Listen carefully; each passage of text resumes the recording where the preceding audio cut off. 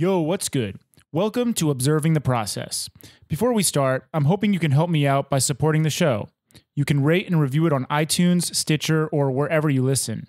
You can share it with your friends, you can blog about it, or discuss it on your own podcast. If you're watching on YouTube, you can subscribe to my channel and like this video, or you can support it directly. You can do this by going to my website. I'll leave a link in the description. Thank you for supporting the show. Listeners like you make it possible.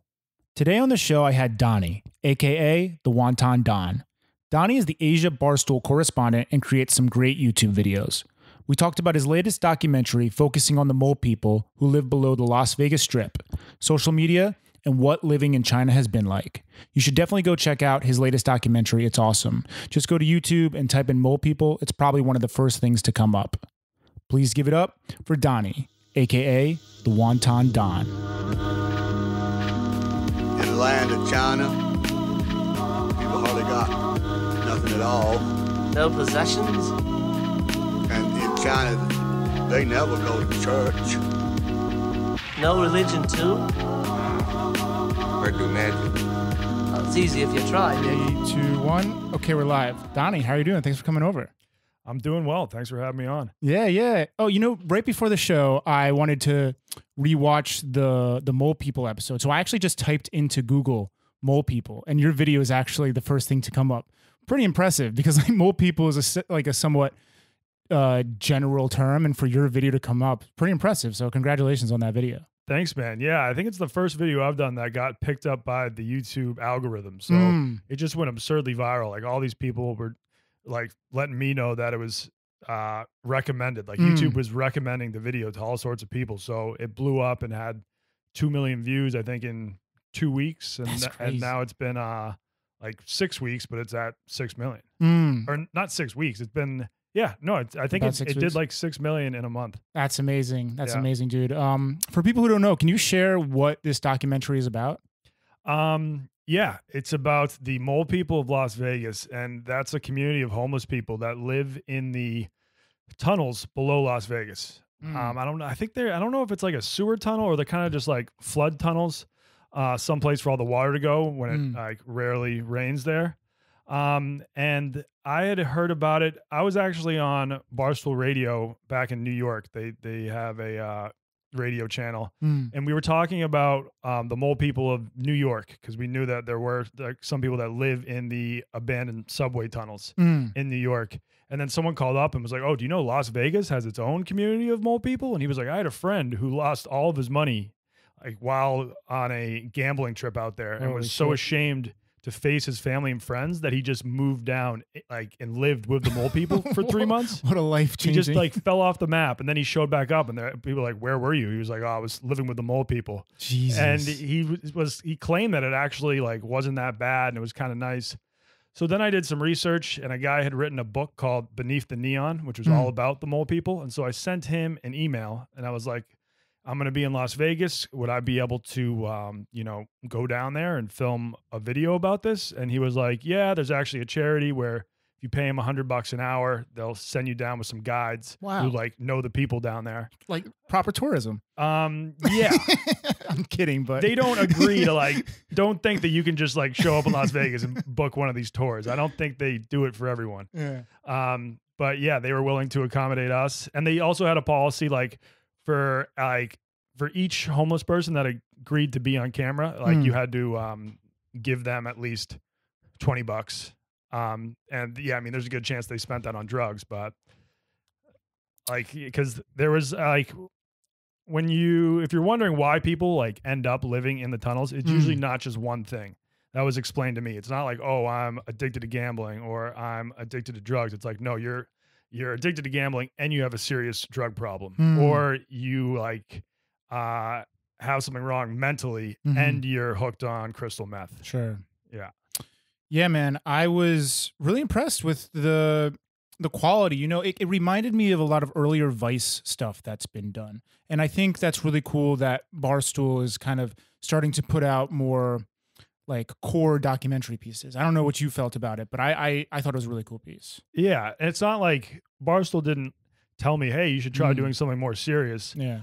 It probably was my first like legitimately serious video. Like there were like a couple spots where you could laugh, and I kind of went into it thinking it could be a funny video, but once you see the reality of it, you're like, okay, I can't turn this into a comedic video, so I'll just make it into a fairly serious documentary, and it paid off for me. Yeah, that's an interesting way to look at it, because like traditionally, if people were to go to your YouTube, they might see you as more of like taking a point of view of a comedian in a sense, like doing comedy content. And so when you were going into this, I didn't even really think about it, what maybe your mindset was, but that's fascinating to think like you were gonna maybe make a comedy piece and then it evolves into something different. Yeah, like when I first started to make videos, I was almost playing more of a character per se, and I wanted to make the videos as like absurd as possible. Yeah. There was like, they were not meant to be taken seriously in the slightest. But then when I started working for Barstool and like they wanted me to be putting out 2 videos a week, and I started to think, okay, 2 videos a week for years, eventually it's going to get a little boring, kind of doing the same thing. So I'm like, but if I just randomly do something a little more serious, like how will people react to it? Will they be able to like accept that type of content from me? And luckily they've like people seem receptive if I do just like a video that's not meant to be taken seriously, or something that, where I'm actually trying to teach the viewer something. Sure. What I liked a lot about the Mole People documentary was it was amazing how open the people down there were willing to just kind of be on camera and share their life experience, like especially that couple from Hawaii. Well, they were on meth, so they were talking a mile a minute. Oh, okay. So that's definitely maybe a big reason as to why. But what was interesting was like this dude couldn't go back for like felony reasons, not just only like was he on drugs and maybe had money problems, or he could, like for legal reasons he can't leave. So that's an interesting thing that made me think like, damn, it's not. There's so many things that can send you down the wrong path. Yep. Yeah, like once you have that felony charge, he can't go back to Hawaii because of that. He would get arrested, and he can't find a job because that will show up on his record. Sure. It's just pretty wild to think like the parallels between having to live in an underground sewer versus like the paradise of what Hawaii could be. Yes, I know. And his wife went along with him for the ride. Can you remind me again? So his wife, I don't even know if it was his wife. It or might just his be lady was like by girlfriend, by choice living down there in a sense, because this man was in such like a bad situation. Yeah, like they were in Hawaii and he went to her and he was like, I got to leave right now because there's a warrant out for my arrest. And she was like, all right, I'll go with you. She's hooked on meth as well. But he was saying like, he's like, when I do meth, I become really destructive and I go and gamble and just like lose all my money. When she does meth, she just like cleans or knits or organizes. So Perfect that's why couple. the little like home they had made down in the tunnel. Okay, so it for was pretty, people who like, are nice. listening, like you have to go watch the doc. What is it? I mean, it's on the Wonton Don YouTube channel. Yeah, and if you just search Mole People, if you search Las Mole People, Vegas, it's going to come up. So that was also something that was amazing, is they've literally built themselves a home down there. I think they had like a toilet and they had like a shower, some type of jerry-rigged shower. And yes. It was incredible. Yeah, it was very clean. Dude, yeah. And then one other person was like, they brought their parents down there or something. Yeah, there was a guy who's like, he brought his mom down because his mom was like wondering where he was living, and that was rough because I guess like his mom started to cry. Yeah. And then he claims that's what motivated him to get clean and try to get off heroin. Okay. Yeah. Yeah, that was a touching moment when, I mean, imagine your son or daughter, you witness them living underground, like you're brought to them like, this is where I've been, and it's like, damn. Yeah. When wasn't one of them a war vet? Yeah, one of them was a war vet, and he was one of the few people down there that was not on drugs. But the people I went down there with were like, yeah, I think just mentally he has some problems. He probably has some PTSD. PTSD for sure. Okay. So that was sad because he still like has a family, and he claimed that like the family kind of like the family excommunicated him. But then I was talking to some other people, and they're like, I think he just kind of like shunned his family. Right. Just seems kind of like he holds a serious grudge against them for whatever reason. Okay. And I definitely want to highlight the Shine a Light Foundation. and Yeah. share what they're doing. What was your experience working with them? Like you mentioned, they were the ones who kind of brought you down there. But if you can share any information about more about Yeah, that. like our guides were all people that had formerly been drug addicts, and then they had gotten sober and started working with Shine a Light, which just they try to get as many people out of the tunnels and into rehab as possible. Okay. So yeah, they're doing good work. They seem to like, know a lot of the people who are down in the tunnels, know what their situation is, and genuinely want to help them. Yeah. Something else was crazy is just imagining I guess one reason why it's viable to live down there is that rain doesn't happen that often.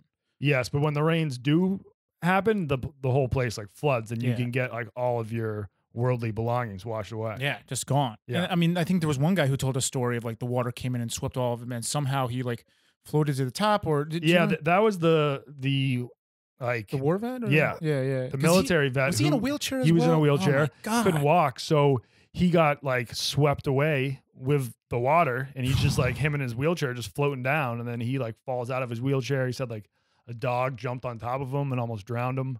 Mm. So Pretty- shit's serious. I think there was like a law passed in Las Vegas, so like a month after my video, where they like are trying to like ban homelessness or something. Yeah, I don't know if that seems Yeah. like maybe well intentioned, but the word ban homelessness. It's kind of like Yeah. maybe let's figure out how to support them, get them back on their Yeah. feet. Maybe that's what the intentions of the bill are, but damn.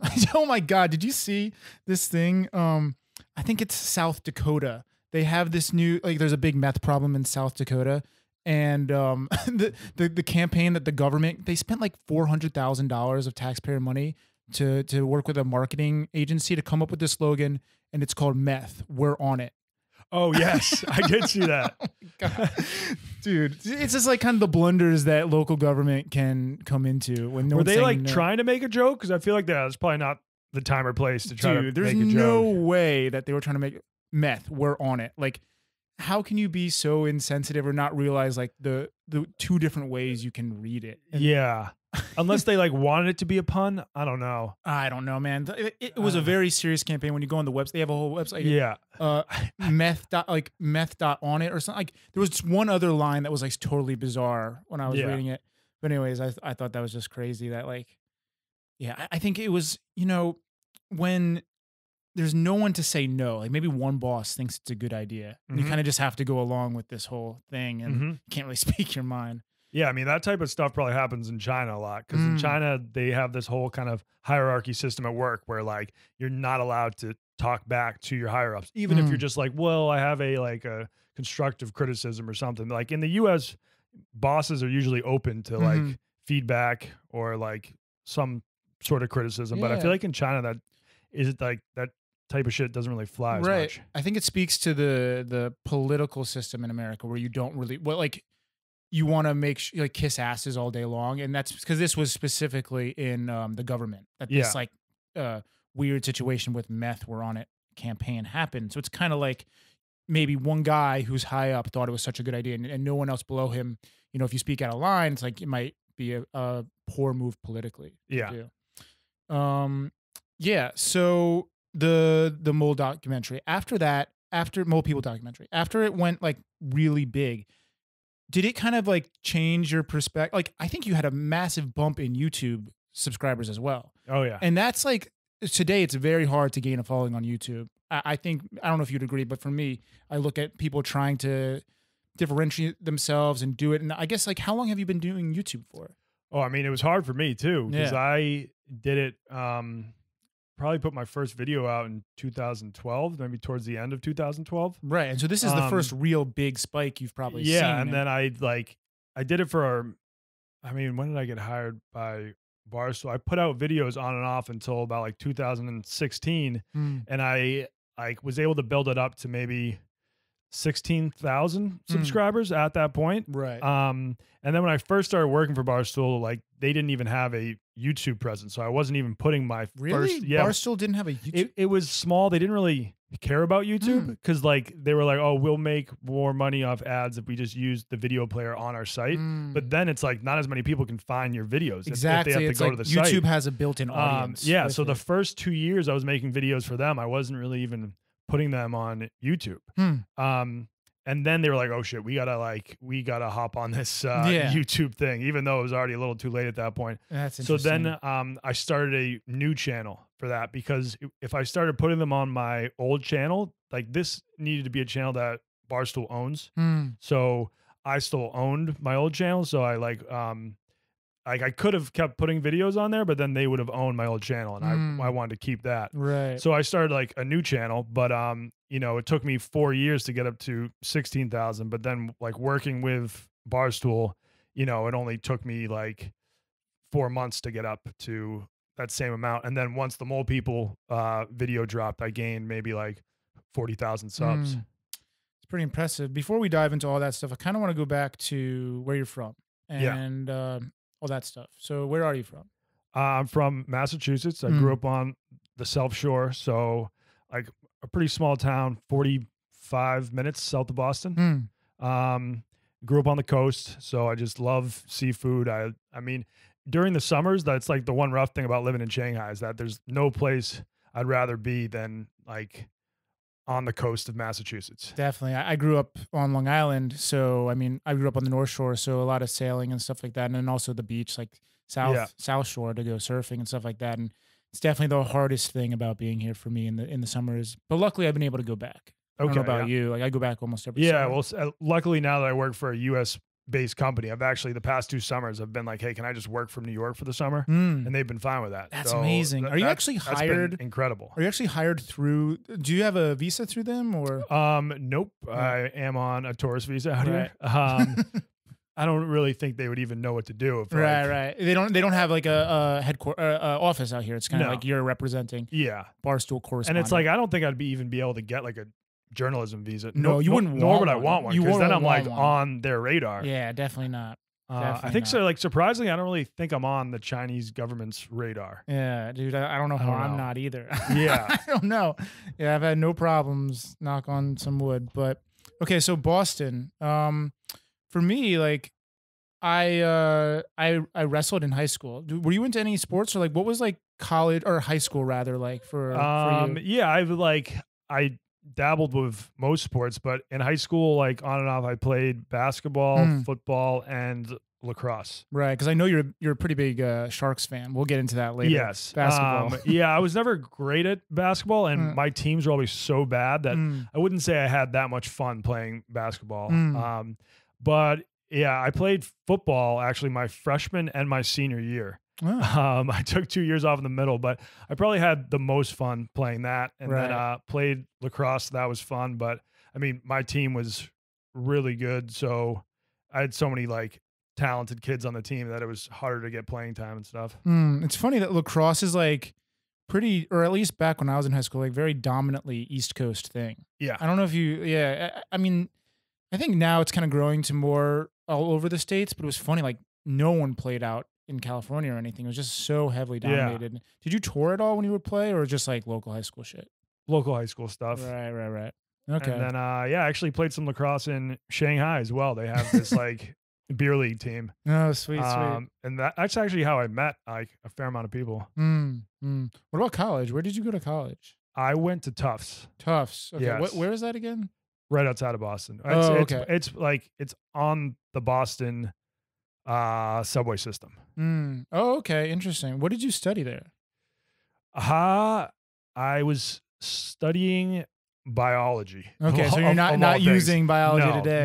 Not really using that. I haven't really used my degree that much. And the reason why I bring that up is I feel like a lot of people aren't using their degrees these days. People that I meet in Shanghai mostly, it's like kind of an entrepreneurial lifestyle out here. Like a lot of people kind of do whatever they really feel like doing today rather than what they even studied back in college. Yeah. Like it's not like when I was in college, I was learning Chinese and was like, I want to move to China. It kind of came about because I had a friend from college who went abroad to Shanghai. And he was the year below me. So he went abroad to Shanghai, loved it so much. He actually just stayed in Shanghai. And he dropped out? Yeah. Holy shit. Dropped out. I was like, I'm just going to stay in Shanghai. And this was around the same time I was. Around what year is this? Or? So this was when I was graduating college, which was 2010. Okay. And I don't know, like, I didn't love my senior year of college. And I really just like, when I looked at my future, I just didn't really see anything I was too excited about doing. Like I really felt like I was still figuring that out. Mm. So to buy myself some time to figure that out and to travel a bit before I jumped into a full-time 9 to 5, my friend was like, hey, you should just come out to China for a year. There's like loads of opportunities. Like, don't worry about a job. And when like you have time off, you can travel Asia and Gee, that's so head down to sick. Thailand. So I was like, all right, I'll try it for 10 months and then move back to the US. But yeah, I ended up making a lot of good friends out here, ended up enjoying it out here. And so Yeah.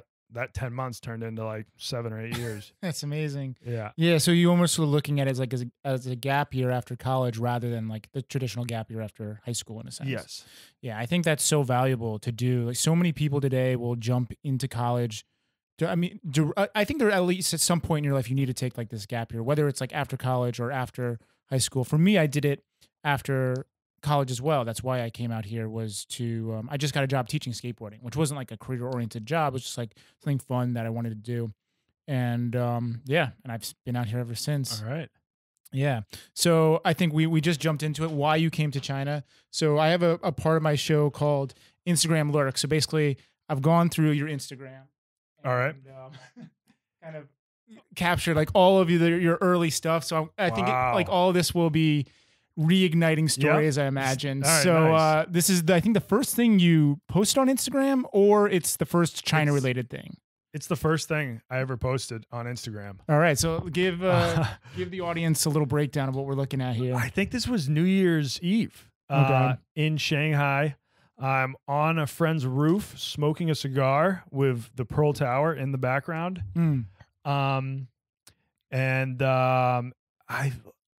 I think that was a wild New Year's. I'm not sure. I've had some fun New Year's out here. I've never done a New Year's out here. I always go back home because I go home for Christmas. Yeah. So, and I guess that's something we could talk about later. I loved your, I think you had one Christmas video where yes, I've actually filmed like 3 Christmas videos. Right. It's kind of like a thing you've done is like a Christmas special. I've done like, I did a video where I got hired at a local school to like be, Santa Claus. And like, we just told the school, we're like, hey, can we film this? Like, I want to build up my portfolio so I can get more like Santa Claus jobs. And so they let us show up and film it. That's amazing. It's so crazy. You can do that stuff in China. Like there would be so many like legal things with filming children in America. And like, I think that's evolved. Like today, actually, like I teach skateboarding at an international school, and like, you're not allowed to take photos. Like you have to have, like, even it's like for my business, and I'm just like, trying to take photos of the kids skating with the coaches and, you know, share that for social media. It's like, it's very strict. You cannot do that today. So that's evolved, but it's crazy. Like only 5 years ago, 7 years ago, you could kind of flow with it. Just flow. Yeah. Well, and the thing is, when you are living in China, but putting your content out like only on US platforms, there's like there's a small chance that any of the Chinese parents are going to end up seeing my content and be like, why is my kid in this piece of content? Oh, I'm right. I'm going to sue him. Yeah. Because they don't even watch YouTube out here. That's a really interesting thing to point out is the difference between Chinese social media and Western social media. Yeah. Because like it's so separated. Like the Chinese side is never going to see the Western side, and the Western side rarely sees the Chinese side unless you're an expat out here and you're kind of looking for it. Yeah. So I think that's why I haven't had any problems with the government out here, is because all of my content is just skewed towards a US audience. I don't have like a huge Chinese fan base, and I don't really promote my content to a Chinese fan base. So I think the government would get upset if just like there was loads of Chinese people watching my videos, and they would claim that I'm setting a bad example for them. But because I don't really have that presence, they're just like, they don't seem to really care. Exactly. I think that's the important thing to note is like, you're probably going to be okay if you're not like going at like trying to put yourself into their like kind of interweb of platforms. Like if you're only putting, like I only put my stuff on Instagram, Facebook, and my podcast. I don't put it on Himalaya. I don't put it on any Chinese platforms because I'm not interested in trying to like do anything that's like mischievous. It's almost about like just showing a little bit of respect. Yeah. Like they've made it this way for a reason. So if you kind of like play by it, it's okay. I think. The only time I was worried was when I put 2 videos on YouTube where it's pretty much the whole video is just about me going out to Yunnan, where just weed grows freely out there. And Mhm. I went on this hike where there's all these kind of like 70-year-old Chinese women on like the side of the trail just trying to sell you big bags of weed. So I don't call it weed, but like but I'm clearly like filming them, and they don't care that All good. they're being filmed, and just buying these bags of weed, smoking joints throughout the whole video. And then I put out that video around the same time that they really started to crack down on drugs Oh, of right. that nature, but there's been zero like repercussions related to that. Pretty wild. Well, that's a photo that's going to come up, so we might as well tell that story now. Oh, yes. So tell people about this journey, this video that you made. It was at Tiger Leaping Gorge in Yunnan. I Okay. think so far, I think it's the most beautiful place I've ever been in China. It's just these beautiful snow-capped mountains and this hike that goes along the edge of this super steep ravine. And it's a pretty exhausting hike, but I cheated and got a mule. I got a mule. I thought it was a donkey. Later, I found out it was a mule. And the mule actually took me up the steepest part of the hike, and I paid like 50 or 100 RMB. It wasn't a bad deal at all. But yeah, like I guess in Yunnan, just the weed grows freely out there. And I think the reason the Chinese government doesn't really care is because, I don't know, I probably smoked like 12 of those joints and I didn't feel like the slightest bit high. So I Really? think like the THC content It's is just super low. It's basically Yeah. just weed. Like literally probably Yes. just weed. Yeah. Like at one point I asked a lady if I could buy some weed that she had in her backyard, and she just ripped off a giant branch and handed it to me. And I was like, doesn't this have to be like dried out and like prepared? I can't just smoke this branch. That's amazing. Yeah. Yeah, dude. It's I mean, it's just like a natural plant. Why are they bugging? I think maybe it had like CBDs, but not THC. Right. don't I mean, know. like the THC. I mean, if you've ever smoked in California, you're gonna know how intense, like the Yeah. medically grown, like super perfectly crafted THC buds are. That stuff's almost too intense. these Dude, days. I don't enjoy it. Yeah. I used to smoke back in the day, like in high school, and now like I don't enjoy it. But like that sounds amazing. Just like almost you don't feel much of anything. Like Yeah. I almost enjoy the act of smoking more than I do like getting high myself. Yes. So I think that's pretty cool that you went out there. And damn, so the mission was like, how do you plan for a trip like this? Do you just like have an idea like for a video and you go and do it, or Yeah. So like some videos start with an idea where that was like, I was looking for an excuse to go out there because I had never been to Yunnan, and I'd heard Tiger Leaping Gorge was one of the most beautiful hikes in China. And then I just heard about the phenomena out there of just all these ais, which is like a Chinese auntie, just like on the side of the trail, just like, trying to shove bags of weed in your face. And I thought like people in the US would find that funny. right? Just because people like, when I talk about drugs in China, people in the US get like so scared because they're like, oh my God, like, don't they kill people for that? Like they're kind of like under the impression that if you get like caught with a joint here, you might be executed. Right. That is the impression Yeah, I that mean, I most people definitely do have. not recommend doing drugs in China. And their repercussions like will be fairly serious, especially if you're trying to like sell drugs. So that's why I was just like shocked to find out that like if you go out to this part of China that they call, it's almost like the Amsterdam of China. It's just all over the place and not enforced. Yeah. Pretty crazy. Pretty crazy. But yeah, so a lot of the vids will start just with like one idea. Some are more planned out than others. Like on that trip, I didn't go with like a professional camera guy or anything. I just went with my friend and a GoPro and was like, hey, for some scenes, can you just film me on the GoPro? Right. And then for other stuff, I'll go with a freelance camera guy that I'm paying, and it will be a little bit more A little higher planned out. production. Yeah. Yeah. Did you ever figure out the stuff with the Hebei guy, or is it Hana or Hebei? Or? Yes.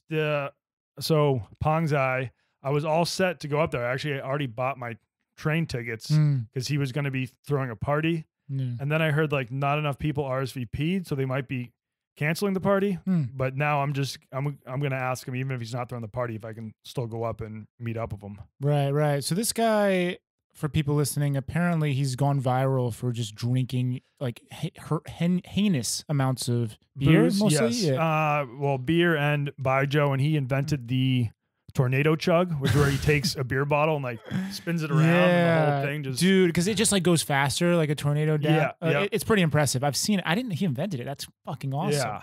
But Damn. he's started to go viral back in the US, and I don't know, I haven't done a lot of videos with like, I've done videos featuring Chinese people, but I haven't done a video where it's just like an expose on this Chinese dude. Yeah, an individual just trying to get to know them better. Like, Yeah. I want to do so much of that, but my Chinese is not good enough to get like have a conversation with someone like in depth. Yeah. So have you done zero or have you done some of these exposés like with the local Chinese person? Well, like people learn about some people in my videos, like Huai. She was my cleaning lady out here, Right. and she's featured in a lot of videos. Mhm. And then I went to another cleaning lady's house for Chinese New Year. So Mhm. that was probably one of the most kind of culturally educational vids I did, which is when she invited me to her hometown for Chinese New Year. So it was a pretty small village with only like 500 people, but we lived there for 5 days, and it kind of was just like a look into what it's like in rural China. Yeah, man. I think but what's yeah. super important for people to understand, I think I've said it before, but like in my opinion, Shanghai is not really China. Yeah. And then when you go and have those experiences of like, for example, like every once in a while I'll go mountain biking. It's about 3 or 4 hours, west of here. I forget the name. It's like outside of Hangzhou. You go mountain biking, stay in like a little hostel, and then the local town that's right next to this mountain where you can ride. There's no places to go eat. There's nothing. So the only place like There's there's not even a restaurant. there's like no restaurants. There's like. So the closest thing to a restaurant is like someone will invite us into their home and cook for us and we pay them. So Oh, we're literally alright. eating in these people's homes and like they organize this meal for us. And it's kind of like you're seeing like the birth of tourism kind of in a sense because Yeah. they have no, they have infrastructure in terms of roads and some convenience stores. Yeah. Like where you're able to buy some beer and water and, like average convenience store chips and whatnot. But no sit-down restaurants whatsoever, minus the one restaurant in the hostel, which is like geared 100% towards BMX or mountain biking. Yeah. So sitting down in someone's home and like just seeing how they do things is really interesting. Yeah, it is. Yeah. So that's even more rural than like a third tier city. So Definitely. So definitely. this is like actually side like of the a mountain small type shit. little Yeah. hamlet like village. Because I have noticed the one thing about third tier cities, I think the people there are super friendly, but I personally couldn't like live in one of these Chinese third tier cities because they just seem to be all the same. Like all of the clubs are the exact same. Yeah. If you go to a club in one third tier city, it's going to be the exact same as all the other ones. All of the restaurants like are the same. So the thing it's nice living in Shanghai is that there is diversity of places where you can go eat, the type of nightlife options. You know what things I like just that. thought about is why it might all be the same is like right now, even if you're in a third tier city, well, I mean, you're going to have internet, you're going to be connected to, Chinese social media or whatever. So maybe everyone in China is just seeing what everyone else is doing. So it's mirrored in a sense. And Yeah. It's a lot easier to just kind of replicate what else is cool instead of being more individualistic and being able to create like a unique vibe for your own city. Yeah. I think that might be a reason because I went to Henan. This was interesting. Henan Tourism Board. I mean, they must have done no research at all into my Instagram. Shanghai Observed. They hired me go to Henan. to go to Henan, like the Henan Tourism Board. They hired an agency who then hired me, and basically all my job was to go there and like go with other influencers and vloggers and people like that, and Yeah. basically they pay me to go for the week, all expenses paid plus cash, to go to these tourism spots like Longmun something like caves and also Shaolin Temple. I went there and like watched kung fu shows. It was really awesome, but all they saw was the amount of followers I had and probably like saw the name Shanghai Yeah. in my Instagram, and they pay me because of that. But like they must have done, because obviously if you've seen my Instagram, it's like not geared toward It's trying to find the most like absurd Yeah, things. yeah. It's not just showcasing the most beautiful things Yeah, or like yeah. the most like trendy spots. Exactly. So I just think it's funny how they're very geared towards numbers sometimes, and So only did doing you the have bare- to post a certain amount, like Yeah. of photos on the so Instagram? so or yeah, whatever? what I was contracted to do is just like post I think it was like one thing a day on the main feed, and then I said like I'll post on the story kind of whatever, even if it's like gimmicky, photography, like a professional photographer hired to like, dude, we were treated like celebrities with a paparazzi following us. It was so bizarre because like there's like Yeah. 10 or 20 of us expats like Did touring you around Hunan. know some of the other expats? I knew one of them because I was able to invite them to come on the tour. So he lives in Beijing, and Is he like a he does this YouTuber thing of called sorts, or- 354 Films, and his thing is he does 1 minute film a day every single day for a year. So Oh, you wow. know the lunar calendar is 354 days. Yeah. So this is his project for the past year, and it's been really good. You should definitely check his stuff out. Nice. Yeah, he's been all over China to like so many places, filming one video every single day. Like for a week, it might be Shanghai, and then the next week Beijing, and then he did Hunan, and he's been out to Xinjiang and Okay. Yunnan, and right now he's in the Philippines. So really cool. I had him on the podcast as well. Super Alright. cool dude. So I brought him on, and it was just like such a fabricated tour. You know what I mean? Like they're just taking photos of us doing fun stuff, and then in the middle it feels like you have downtime and it feels kind of boring. I don't know. Yeah. It was definitely a weird experience to be on this. Yeah, I haven't worked with any tourism boards. Yeah. I feel like they're missing out. I know you I would- are I would way love to better. wor- I would love to work with a tourism I board. can connect you with this guy who Yeah. he's connected with the tourism boards, and Yeah. honestly, you're a better candidate than me because like you actually make videos and you put them on YouTube, and you would be like better fit than I would. I think I would love. I love going on. I still think I'm a good fit. It's just my platform isn't Yeah. right. I think I could work well with you, for example, to go on a trip. Mhm. But yeah, Like man. I don't know if they just like if they think my content's too like racy, but like whenever I have done videos in a new country, I try to make them funny, Mm. and I'm like I'll occasionally poke fun at the country, but like at the end of the series or the video, Mm. like 90% of the time people are like, "Oh shit, I really want to go there." Right. Yeah. Well, I mean, I want to go to most of the places that you've done. All right, we let's get back to the Instagram letter because there's so many stories that yes, will let's pop up go. off of this. This is the next one. All right, tell people what we're looking at here. This is March 10th, 2013. That is the mansion, Mm. which was it was a mansion in Shanghai that was bought by these party promoters here that I knew, and they kind of just turned it into like a Project X party house.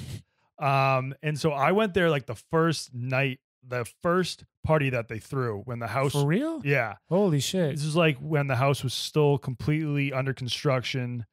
And I was like, what the hell? They didn't have a soundproof wall around it at that point. So the cop showed up like after an hour, and I was like, this is one of the craziest ideas like Yeah. I've ever heard. It's not going to last. Mm. But then like 3 years later, it was still around, and they built a soundproof wall. They built like a secret door so the neighbors wouldn't get like pissed off with all Yeah. these cars pulling up to drop people off. And I really wanted to go one last time before they shut it down, but I didn't make it. Mm. But it was a weird scene. Like apparently there ended up being like a lot of high school kids there and stuff. I bet. Because they like live in that part of Shanghai, and they'd be like, "Hey, mom, I'm going over Sam's house," and then they would just head to this. It's just a mansion in a residential complex that had like a pool in the back. Yeah. That place was nuts. Yeah. By the way, for people listening, all these photos are going to be up on the blog post for this episode, shanghaiobserver.com, and you can find it pretty easily. Yeah. Donnie does his episode. So I've been there before, and I had heard rumors about it and, photos. I'm like, oh, that's pretty cool. And then one night we end up just going there randomly, and you kind of crawl through like a hole in the back Yeah, fence to yeah. get there. It's like, honestly, it's like a high schooler or college kid's dream of what a party Yes. house is. It actually is. Because it was a hostel as well, Mm. and you could stay at the hostel for free if you were willing to help out around the house. Yeah, it's literally the dream of what you're looking for Yeah. as like a party person. It was just at the time I found it, I was just starting to get too old. So at the Mm. point where like I think I went to maybe 3 parties there. We filmed a music video there as Mm. well when we did Goose in My Basket, that music video, we actually asked them if we could film there and filmed a couple of the scenes there. Yeah, they're very receptive to that. When I worked at Push, we did a commercial with Absolute Vodka,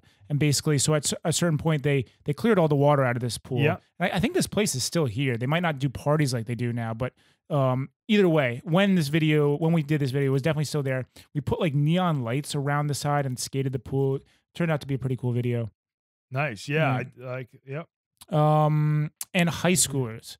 I think that's an interesting thing. Could you imagine going to high school in Shanghai? Dude, it'd be nuts. It'd be fucked. I have met high schoolers out at the club, and we'll have a couple stories from that. One time, my friend was coaching a 14 and under football team here, and he was out at the club at like 2 a.m., 3 a.m., and they look over and like, oh shit, oh fuck, one of my players is here. And he had like his arm around two chicks, was like chain smoking cigarettes. And they're like, actually, no, what happened is he was flirting with a girl. And then he saw that the girl was with, with one of like the players on his team. Jailbait and like, that's who she was hanging out with. So she was probably around the same age. And this dude was just cranking cigarettes 3 a.m. at the club. And then like, I remember meeting a girl. This is when I was like 24 or 23, and we're just talking at the club, and she's complaining. She's like, oh, I have all these like exams coming up, like it's gonna suck. And I was like, yeah. I was like, final exams suck. And she was like, oh no, I'm talking about the SATs. So it was not like a college final exam. She just had to like apply to colleges. That age gap will get you, bud. Yeah. So I mean, it's funny, like I haven't been there in so long, but have you ever been to, Windows Scoreboard or any of those windows? Yeah, I used to go a lot, but because like when I first moved to Shanghai, in terms of Western food, there was more options than pretty much anywhere else in China, but there still weren't tons of options. But Windows was great because it was Western food for a very reasonable price. Okay. So yeah, I used to hang out at the Windows bars a lot. And I know that Windows Scoreboard was where they had all the beer pong tables, and that was like a high school hangout spot. Yep. Windows, super shady spot because like you would see high schoolers there, which was like, whatever, it's an amazing thing. Like if I was in high school, I for sure would be going there. So hyped to be like, in a place where they don't card or like, it's just none of that. I don't think I went to like a single bar or club in high school. I don't think I actually made it into one until I was in college. We were not just an option. hiding in friends' basements. Exactly. Not an option. So that's what I'm getting at is like house party, like vibe, house party culture was high school for me. And then imagine being in high school in Shanghai, and it's like you're able to go to all these clubs just because you're like, especially if you're a foreigner, like they're not going to card you if you even remotely look like you're 18 or older. So, but then, and even beyond that, at Windows, super sketchy story. My friend, I wasn't there, but my friends were there, and this guy came in, and he was acting really shady, just kind of sitting in the back while they were playing pool. And he's like, he comes up to my friends and like, do you know where I can get something? Get some stuff? Like, oh, what are you talking about? Like weed or like? No, he's like, I'm looking for ice. Do you know where I can get some ice? And that was a high school kid? No. This was like an old man in Windows. So that's what I'm getting at. It's like there's so many shady characters that go to Windows. Yeah. So my friends are like, don't know where we can get some ice, man. I don't. It's like I'll pay whatever it is. Like I really need something. It's like my friends are like, well, we can put you in a cab and you go to the Family Mart by Shinlalu, and you'll see some dudes. Okay. And you know who I'm talking about, these types of dudes that stand there. And they put him in a cab, and they don't know what happened to him. But, dude, super crazy that, like, the same place that, like, you'll go to and you'll randomly see high schoolers, like, also shady dudes like this could hang out at. Yes, also dudes trying to score crystal meth. Super crazy. I think it's weird for the high school kids here who then go to college in the U.S. because, they've been just raging at clubs and bars all throughout high school, and then they show up to the US and they have to hide in like their friend's dorm room. Oh, right. While they find one of the older students to go and buy them a 12-pack. Yeah. I think that like my dad, for example, when I was growing up, he's like, he just didn't want me to grow up too fast. And it's the kind of thing like, for example, GTA, Grand Theft Auto would come out, and you're too young to be playing that when you're like 14 or 13. But your parents buy you it anyways because it's like, fuck, it's like, what are they gonna, they don't anyways, they get it. And it's the kind of thing where they don't want to grow up for you. They don't want you to grow up too quickly, and they know better than you do. So if I was to tell like these high school kids, like, just, have fun in like a house party. Like, don't worry about going to the clubs right now. Cause like you are growing up too quickly and then it kind of ruins it for when you're in your 20s and when you're supposed to be going to the clubs. Yeah. That's kind of my perspective on it. But of course, like if I was that old, I'm not going to listen to someone like me saying, don't go to the clubs. Me neither. All right, let's move on to the next photo. Ooh, yeah. That was the first apartment I had in Shanghai, and that was my first pet in Shanghai, Duck Rivers. Right. So who is in fact a duck. This is what I mean, like when I was going through, I thought like, is there a chance that this duck is fake or if this duck is real? And then obviously I've come to know the duck is real. It's a real duck. It's a real duck. So it's a real tub. So right now you're in a wooden tub. You're taking a bath with a duck. March 15, 2013. Real ducky. You're the one. You make bath time so much fun. We had that duck for a while. Yeah, I bought a duck. I think it was an impulse buy, but we're just walking through the wet market and these live ducks are being sold to be eaten. And I was like, how much? Oh, 40 RMB. All right. So I just bought a duck. I was like, I'll turn him into a pet. Turns out ducks are horrible pets. They can't be potty trained. They just shit all over the place. But I had a friend at the time who actually had a small little backyard and she already had a chicken. Like she lived in downtown Shanghai, but she had a chicken and like a backyard with a coop. So eventually I got her to take care of my duck and I would just have to drop off food like once every 2 weeks. So you had a duck sitter. Yes, I had a duck sitter, which so I ended up having that thing for a long time. And then my friends moved out, so my friends moved out of that place, so I had to take the duck back, and it was living on my balcony. And one night, this is when I had friends from high school that came to town to visit. We went out for teppanyaki. I come home super drunk and I'm cleaning up his shit on the balcony and there's a little sink out there. And when I was putting the mop back, I knocked like the sink off the wall and it just starts shooting out water. So my entire porch floods and then the apartment floods and the duck's like swimming around. And so I like run down. I'm trying to get a maintenance guy, but I don't know like the Chinese. So I'm just like, Nikoi Bangwo, I need help. I'll show you help. I was just like, shui. And I had to like, and I didn't want them to get pissed at me for having a duck in the apartment. So I put him in our apartment courtyard while I brought a maintenance guy up to turn off the water. And then when I went down to get the duck, he was gone. No. He ran away. Holy shit. So I lost the duck. Oh my God, what a tragedy. Yeah. What a catastrophic tragedy. House floods and then the fucking duck escapes. Oh, and then because that night was such a shit show, I wasn't able to make my my tutoring job the following morning. And then I got fired from that job. Oh so I lost my duck, my apartment flooded, and I got fired from a job all in one night. And I had friends visiting. That was the most like traumatic night. One of the most traumatic nights I've had in Shanghai. Jesus. Speaking, I had a similar incident with water as well. So I was living in this apartment that you're in right now, and I'm just doing laundry like really late, like kind of getting it out at like 1 a.m. And then all of a sudden I hear out in the hallway like water. I'm like, this sounds really strange. And then all of a sudden I look out and then the fire extinguisher is it's not an extinguisher, it's like a fire hose that you have like in the Yeah, I've seen those. Yeah. So this thing is just shooting out water. Like it's like the valve must have broken off or something. And then I go out there, like my whole hallway is flooded. It's pouring down into the elevator shaft, just totally. And I do the same thing. I run down to the basement, or I have to take the stairs. The elevators are not working, and I thank God had enough sense in me to know like don't take the elevators if there's like water shooting down the shaft. I find the Baoan, the security guard, and I'm like just the same thing as you, like hey, help me.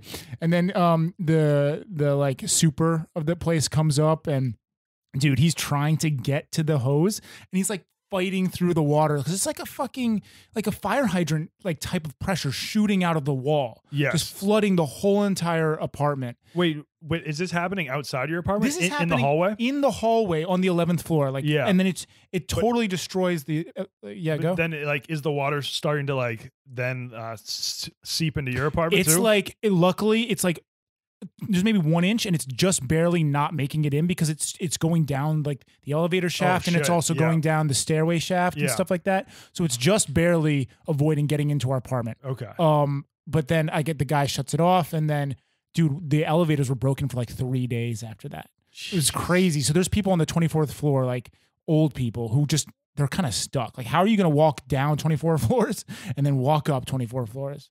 Yeah, you can't do it. You just can't do it. I hope they had stocked up on canned goods. I'm sure they had like, well, that's the one cool thing about China is like the families live together for a while. So you're going to have like young kid like be able to run down and go get some shit. Yeah. Yeah. So that was also my experience with water. But I have to say, you take the cake on how tragic that is, man. Yeah, it was bad. And I literally had to drag a maintenance guy up because at first when I went down, I was like, shui, shui, lie. And then I went back to my apartment. No one showed up. And then I went back down. I was like, shui, shui, lie. This is a big And then deal. I go back up and he was like, okay. And then I go back up. No one comes. And at that point, just the water was like up to my calves.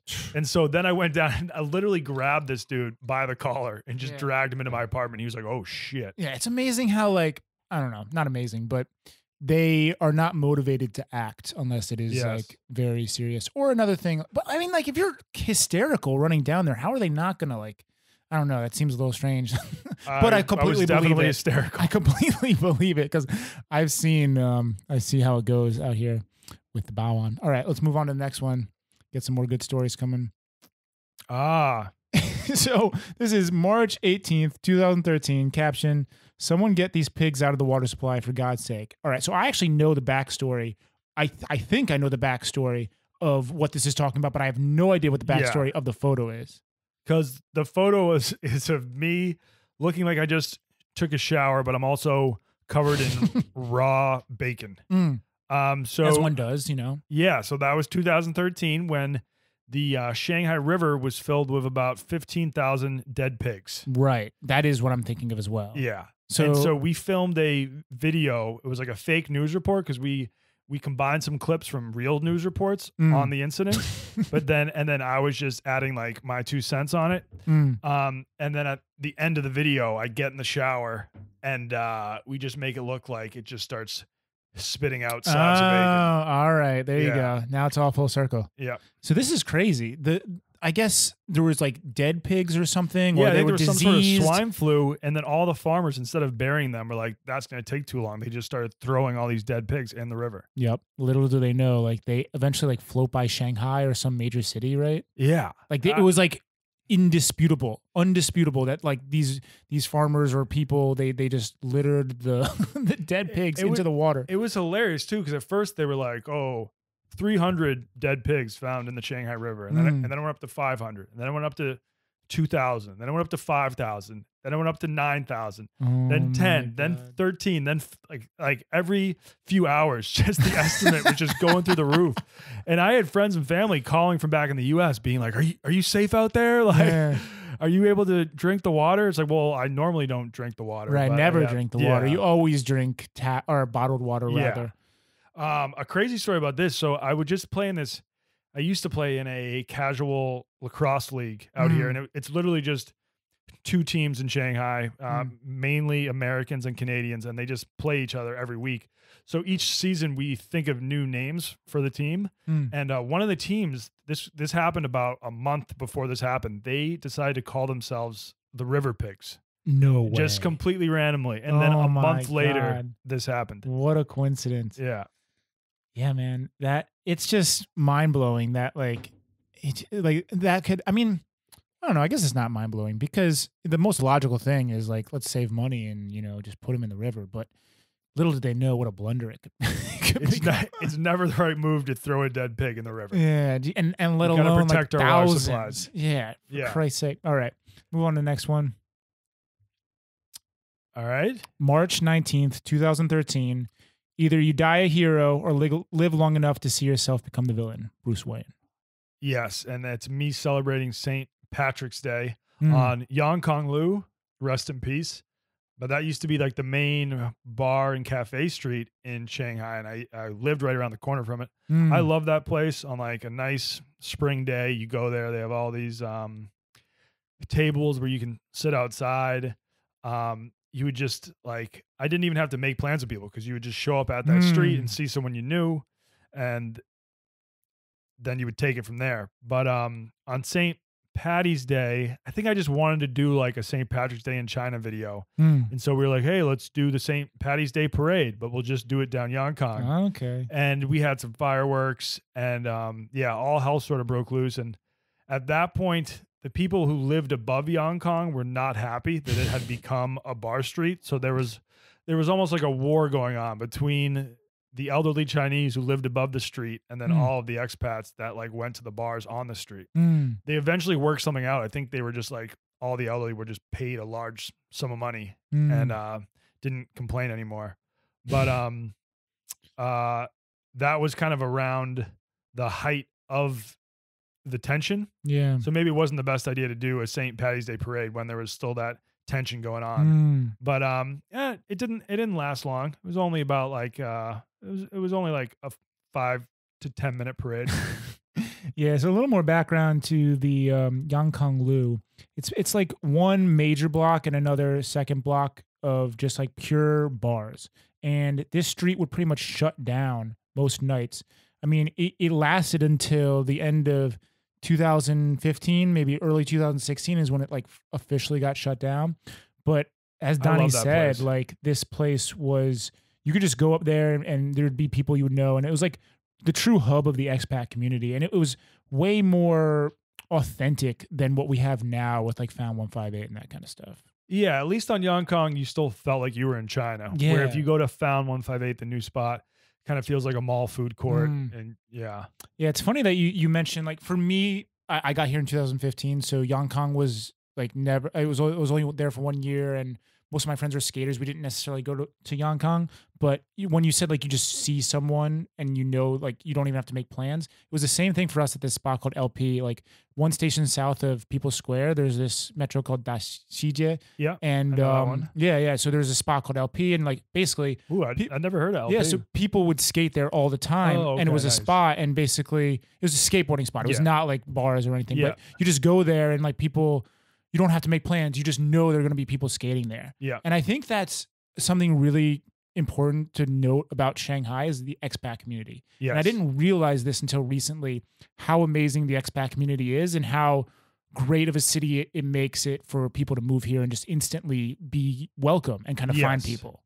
But it's like my experience has changed a lot, especially recently. Because like, yeah, there was a time I was very involved in the expat scene here. Like, you know, I couldn't leave my house without like seeing someone I knew, or, you know, I was going out like 4 to 5 nights a week or something like that. And then like recently I don't go out as much, and just like a lot of the people I knew here have since moved. Because I feel like a lot of people come to Shanghai for between maybe like 2 to 5 years. Right. That's a pretty standard period of time. Yes. And so seeing that I've now been out here for about like 7 years, I've seen a lot of my closest friends come and go. Yep. So where it was like at one point I just had this huge crew of people I know, that has sort of changed. And it's like the amount of people that like I've been friends with since I arrived that are still out in Shanghai that I'm still friends with, it's like it's fairly small. But the thing is, I also don't go out as much anymore to be like meeting new people. Yeah, that's what I was going to mention. Is like when you come here, you're kind of bright-eyed, and this is my experience, bright-eyed and a lot more eager to meet people and be involved in the scene. So, and I think it's a great place to make friends because you're all in the same boat. You're all in this new country trying to figure it out. Exactly. If you're in like New York, or especially if you're up in Boston, people already have their friends. They're not going out trying to make new friends. But in Shanghai, everybody's going out like trying to make new friends, I feel like. That's exactly what I think. It's like you're all in this together type of situation where you want to make friends and and people are more inclusive and like willing to be friends with you. Yes. So it just makes it that much greater. And some people might think that things are changing. And I think things are changing, but it's more the fact that the people who say things are changing, it's like you've already been here for 5 or 10 years. So that's kind of the reason why things are changing, in addition to the other things that make it not such as an amazing place, like Yangkong Lu getting shut down, like, you know, scooter laws are more intense, and, you know, like stuff like that changes. But it's just that you maybe have been here for a long period. That's what I said to people who think that Shanghai is changing for us. I don't think that. I think that you just been here, like you lived that life already. Like, Yeah. that's a chapter in your life that you may need to close at some point. Yes. You know what I mean? Yeah. Like it would be amazing to relive that again, but it's never going to be fresh and brand new to you ever again because you've already done it. Yeah, and it's like there was like a year out here where I would go out and I would pretty much just stay out until all the places closed because it was great. If I go out back in Boston, all of the bars or clubs are going to be completely shut down at 2 and last calls at 1:30. But here it was nuts. Like you could go to like one place that's open till 6, and then if you want to like stay out after that, you go to an after hours place that's open till like 10 in the morning the next day. Yep. And I was like, this is nuts. Yeah, This like, nonstop. If you this is want to. awesome. But like now I would not want to be doing that. Yeah. Thankfully, I've grown out of that a little too. Yeah. And it actually worked out like right when China started to really like crack down on nightlife options and where there became all these new rules and stuff. That was like around the time that I stopped going out as much just because I was getting older. Just good timing. So it worked out. I guess, I mean, it's a shame that the like, 23-year-old kids arriving in Shanghai, like it's not available to them. Yeah, that's it a might shame, not be man. available to them. But Yeah, so like that, I'm in an interesting situation because like I got here when I was 22 in 2015. So I caught, I would say, the last year of like what was available, like Yonkonglu, like just, you know what I mean, just general partying like is a lot easier. So I'm thankful that I at least got that 1 year. But then it felt like it was just taken away in a sense when I was still in my like eagerness to go out and mingle and party. Yeah. But now I'm okay with it. But it was just, I was just like a little bummed when I saw it all start to fade away. Like, oh, it's like going. Yeah, but I mean, I'm sure you can still party in Shanghai. Definitely. I wouldn't really know as much because I don't go out as much, but it has changed. Like the whole vibe of it has changed. I think it's just like Shanghai has slowly become more of a like legit city with like with rules and stuff. Like it's kind of nuts how much it's changed. Like when I showed up, you could smoke cigarettes wherever you wanted to, just like inside all the clubs or bars, which would suck for someone who shows up and doesn't smoke cigarettes. Like being in a club that's just filled with smoke probably kind of sucks. Yeah. So I don't like blame them for banning like cigs. I was just shocked that they did because they always said they would, but then it was never enforced. Then all of a sudden it was just boom, every place enforces it. It was so incredible because I thought it's almost hard to remember what it was like when people could smoke anywhere they want. Like, but as I like think hard, like, oh yeah, like literally any restaurant, any bar, any club, any whatever. There's no like, even like in the metro, like you would see people. Like it wasn't even like that. It was like it wouldn't be frowned upon. But now it's like no way. Yeah, I was once in an elevator with a cop, and he was just hotboxing the elevator with a cigarette. When you get into an elevator, and it's just like even today, like obviously in their local buildings, that still happens. It's like, damn, it's like it reminds you of how strong that shit is. Like when it just lingers. Yeah, I think there was like a kid in the elevator with us. He just gave zero fucks, just smoking in elevators. Yeah, that's man. A savage move, dude. Super savage. All right, let's move on to the next one. This is April 27th, 2013. Wonton Don says, just trying to find wifey at the marriage market. So this is the marriage market. Tell me about that. Have you ever been? I actually haven't been. I think I've passed by it. I have an interesting story that I can share about the marriage market. I was in, it's a long story. I want to share the whole thing. I was in Beijing and I was doing the Great Wall and we're in line to go down the thing. Like the slide. The slide, yeah. Yeah, I love the slide. The slide was so much fun. And I fucking forget his name, but the Lord of the Rings guy is in line in front of us. And I didn't know that was him actually at the time. Elijah Wood? No. It's a Gandalf.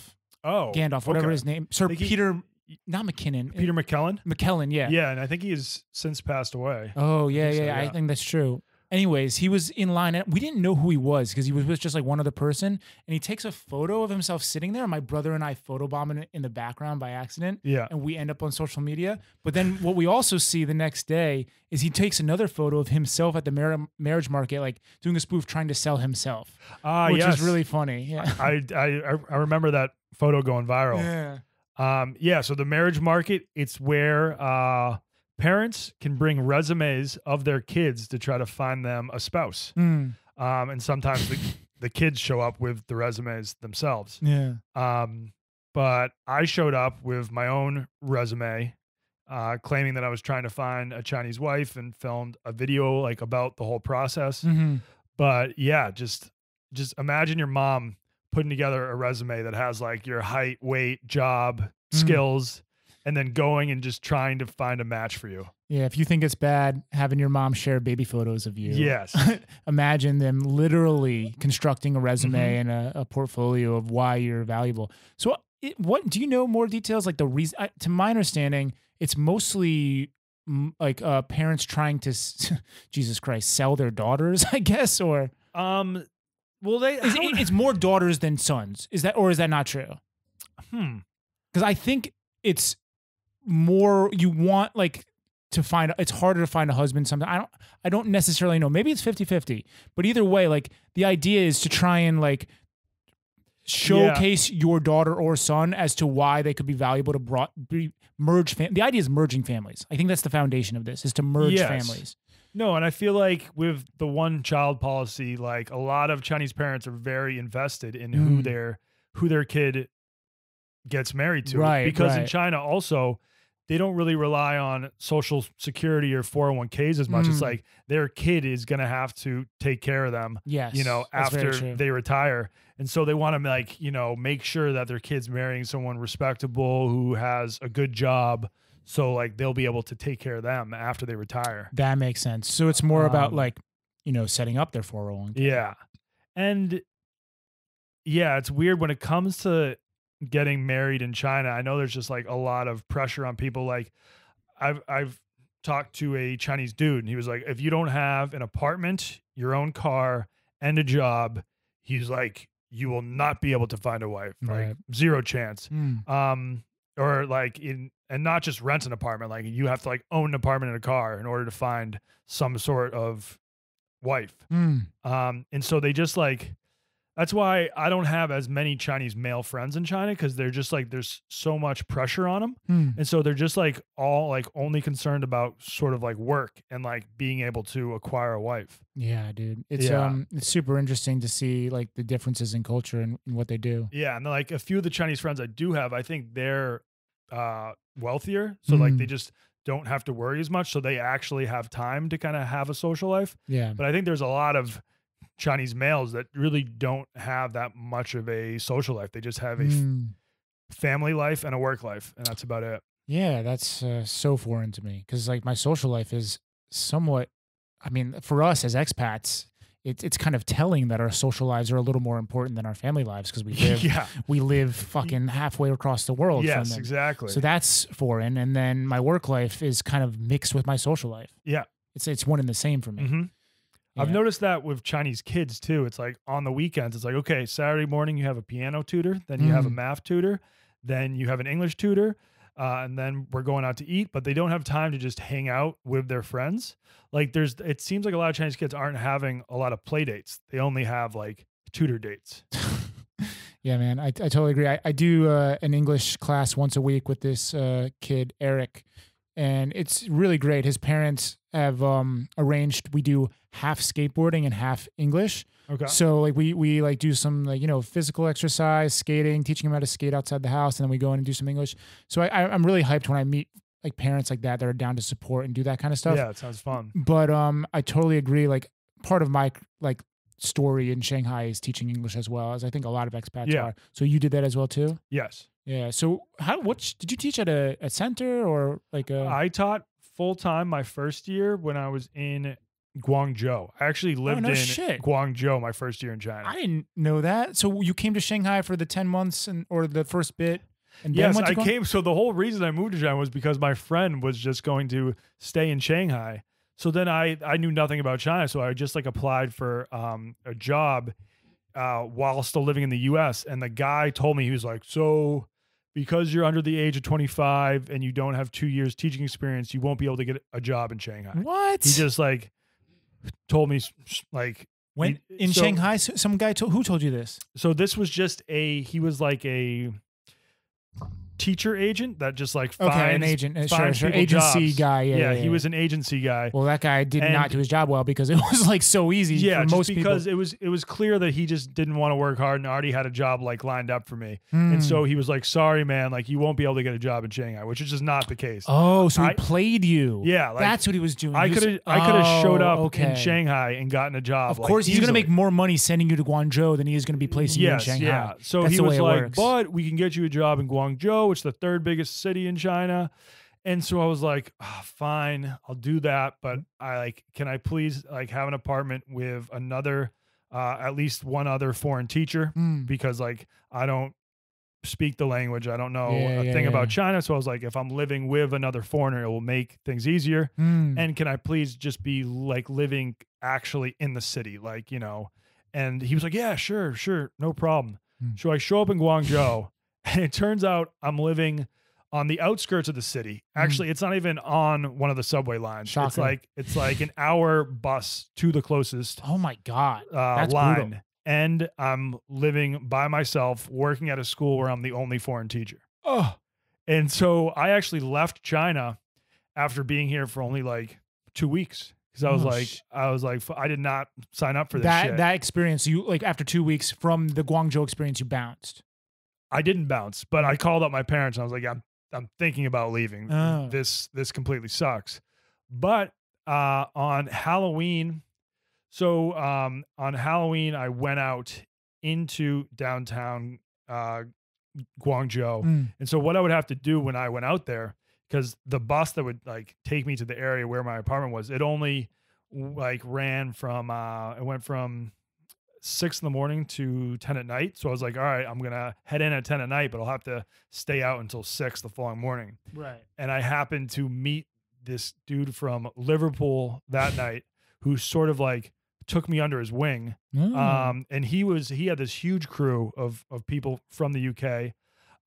And then I also met one other American guy that was kind of living out in bumblefuck nowhere with me. Similar to you. And so if I hadn't have met that guy from Liverpool who still lives in China, he's probably the craziest person I've met in China. Really?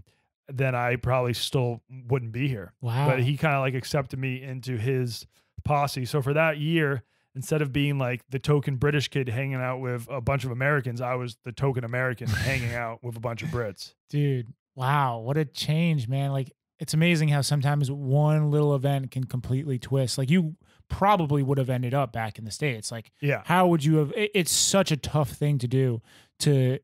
It's unimaginably difficult because I've even just been out, like, even the outskirts of Shanghai, and it's just like so, like, boring in a sense. There's just nothing to do. Yeah. Like, so to be able to form those friends. And so you stayed there for a year. You did the year at the school, Yeah. and then.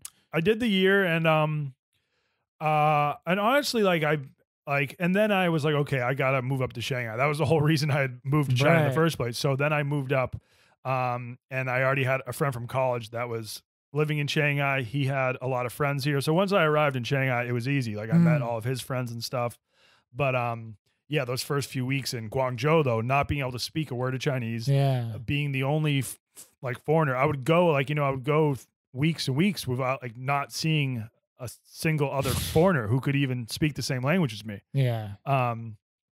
But yeah, luckily I met those folks from Liverpool. Mm. And I may have like stayed down there longer, but those guys were nuts. They have since calmed down a bit, but they were for like 9 months, like on like, and this guy was the headmaster of a school when I was there. He Oh, now shit. works doing import export, Mm. but he would go out on Friday nights and then not sleep until Sunday night. Jesus. And he would do that weekend after weekend for about Oh. like 9 months. And he was 34 at the time, I think, or 33 or something. So he was crazy in regards to just party life. Yes. When you met him. Yes. But he was also like probably the funniest person I've met in my life. Mm. I haven't seen him in a few years. So I like he has visited me in Shanghai once. I've visited him a bunch, but I don't think I've seen him in a couple of years. So Wow, dude. I'd like to get down there. So I was like, oh, I should probably like it's probably not healthy for me to not be sleeping on the weekend. Like maybe Yeah. Maybe need some sleep. maybe I'll go up to Shanghai. Yeah. And Shanghai was slightly calmer. Yeah. It's all about who you're hanging out yeah. with, I guess. Who you Yeah. surround yourself with. Exactly. Yeah. And that's the cool thing about Shanghai is the expat community is so big right. that you can kind of find whatever you're trying to find, whatever. I mean, you hang out with a lot of people that love to skate. Mhm. You know, there's a lot of like groups inside the expat scene where if you live in some of these cities in China, there's only one group of expats because they all just hang out because they're the only expats there. It's limited. So it's very limited. You don't really have like a wide choice of who you hang out with, but it's so big here. There's people from all over the world who do all sorts of stuff. You can usually find your niche. That's fucking dope. Let's move on to the next picture. This is oh no, that's another photo. You just had to bring it up I again. just had to bring it up. This is another photo of Duck Rivers. Yeah. That's the sink that I broke off the wall, and then the entire thing flooded, and he was literally swimming on that porch. Oh my God. I mean, this photo is just like, so if you're having a bad day, just be happy you're not Duck River. All his friends and family have been killed. He lives under a fake Christmas tree. Oh yeah, I just remember the funniest thing. So remember I told you he used to live at my friend's house? Yeah. Who had a chicken coop. The reason she had to get rid of him is because bird flu came to China, and they actually killed like maybe 30,000 ducks in Shanghai. They went to like all the markets and they had to kill all the live birds so bird flu wouldn't spread. So then my friend, precaution. Yeah. So my friend was like scared about having a chicken and a duck at her house. So, my friend had to kill the chicken, and I was like, all right, well, don't kill the duck. I'll take it back. So then I just was like, you're not going to kill my duck. So I was pretty much hiding him out while the duck holocaust was going on. You have a fucking he was like Anne Frank, more or less. Fucking Anne Frank duck. Yeah. Hiding out on your porch. Oh my God. That adds so many layers to the story. Yeah. That's next level. All right. Well, I won't have Duck Rivers on the screen too much longer. This is August 16th, 2013. Why the hell is Kendrick Lamar in Shanghai? Oh yeah, I forgot. He's helping Dr. Dre sell overpriced headphones. So my friend was actually at that concert as well. Shout out J Mart. He ended up there somehow. Like, he won. Like, someone won a ticket and they couldn't take it, so he took the ticket that person won, and he saw Kendrick Lamar and Dr. Dre as well. So, how did you get this close? Like, just randomly, or?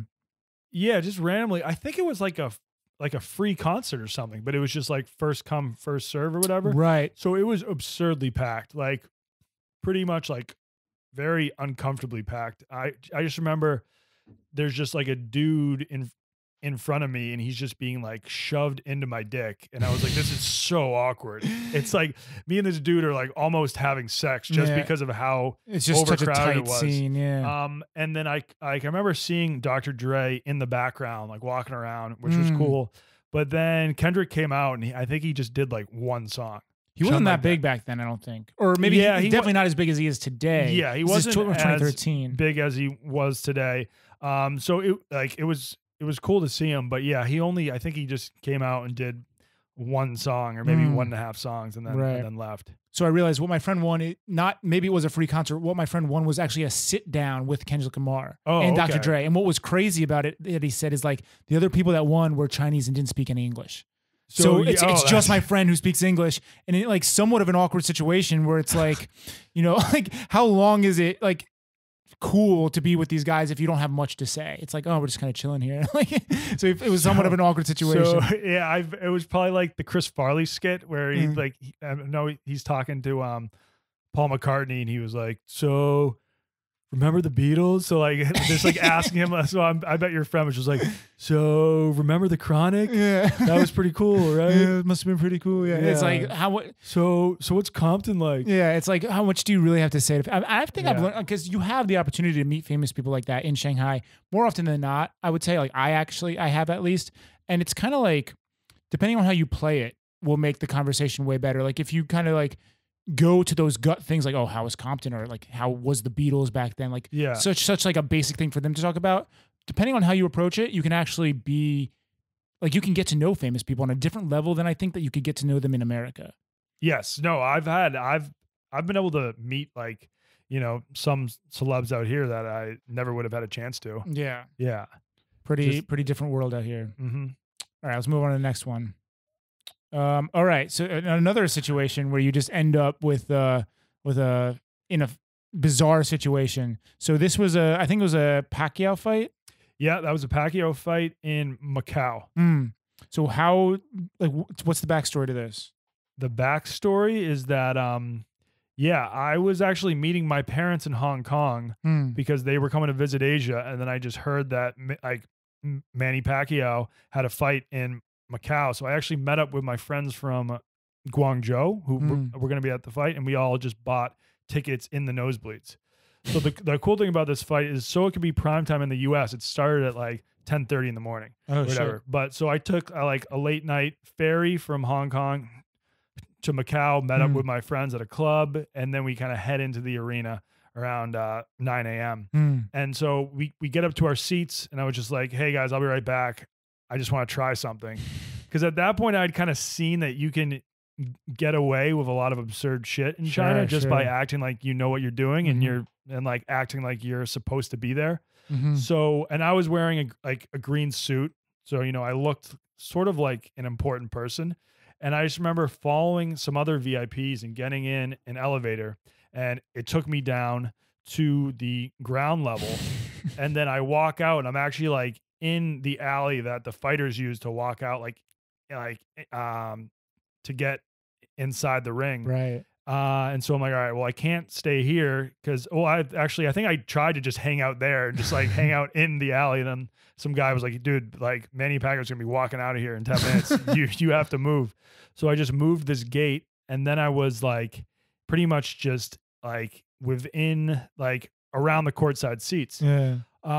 So all the seats were like filled up. So I kind of just got on my knees, like found like an open spot and got on my knees and just tried to like pretend like I was supposed to be there, and really didn't have to move, was able to watch the whole fight courtside. It turns out I was right next to Manny Pacquiao's family. That's crazy. At one point someone was like, hey, you're blocking his wife's view. And I was like, oh shit, I'm sorry. And then like seeing I hadn't been kicked out for the whole fight, I was like, once the fight was over, I was like, might as well hop in the ring.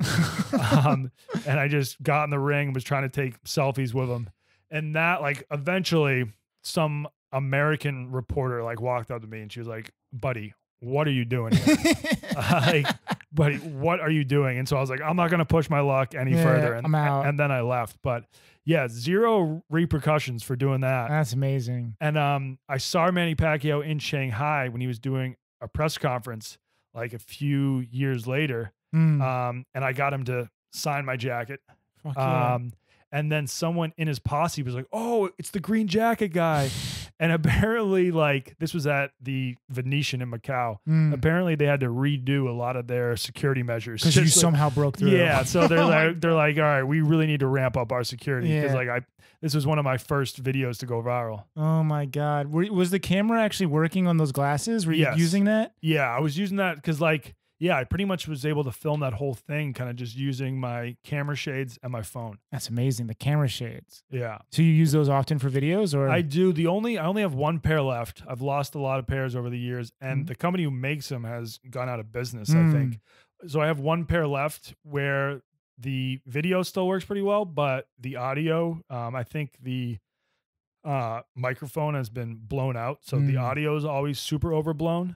So I can pretty much only use it for video, and I need to be mic'd up if I want to. Right, you can mic yourself up and just like do separate audio, but that's super cool. And it can only, like, those things usually can only do like 35, 40 minutes of footage. So you just got to like choose when to use them. Pretty limited. Yeah, you can't just leave them on for like the whole time. You got to be pretty.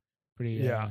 But they are cool. Like those camera shades have helped me out a lot. Definitely. All right, let's move on to the next one.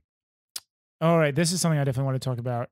Yes. So January. Have you seen this video? I haven't seen it. No. So tell me about it seems like it's called Donnie Does Chinese Television The Big Time.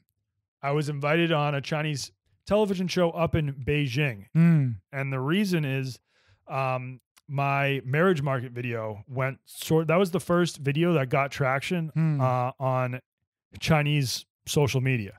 So sort of television producer in China saw the video and invited me onto the show. Oh So my I saw God. this. I was like, oh my God, this is going to be hilarious. I'm just Yeah. going to act like an absolute lunatic on TV, which I did. And I went up to Beijing with a camera guy who documented the whole thing. Mm. But I think I maybe acted like too much of a lunatic because they actually cut all my parts Oh like my out of the God. final show.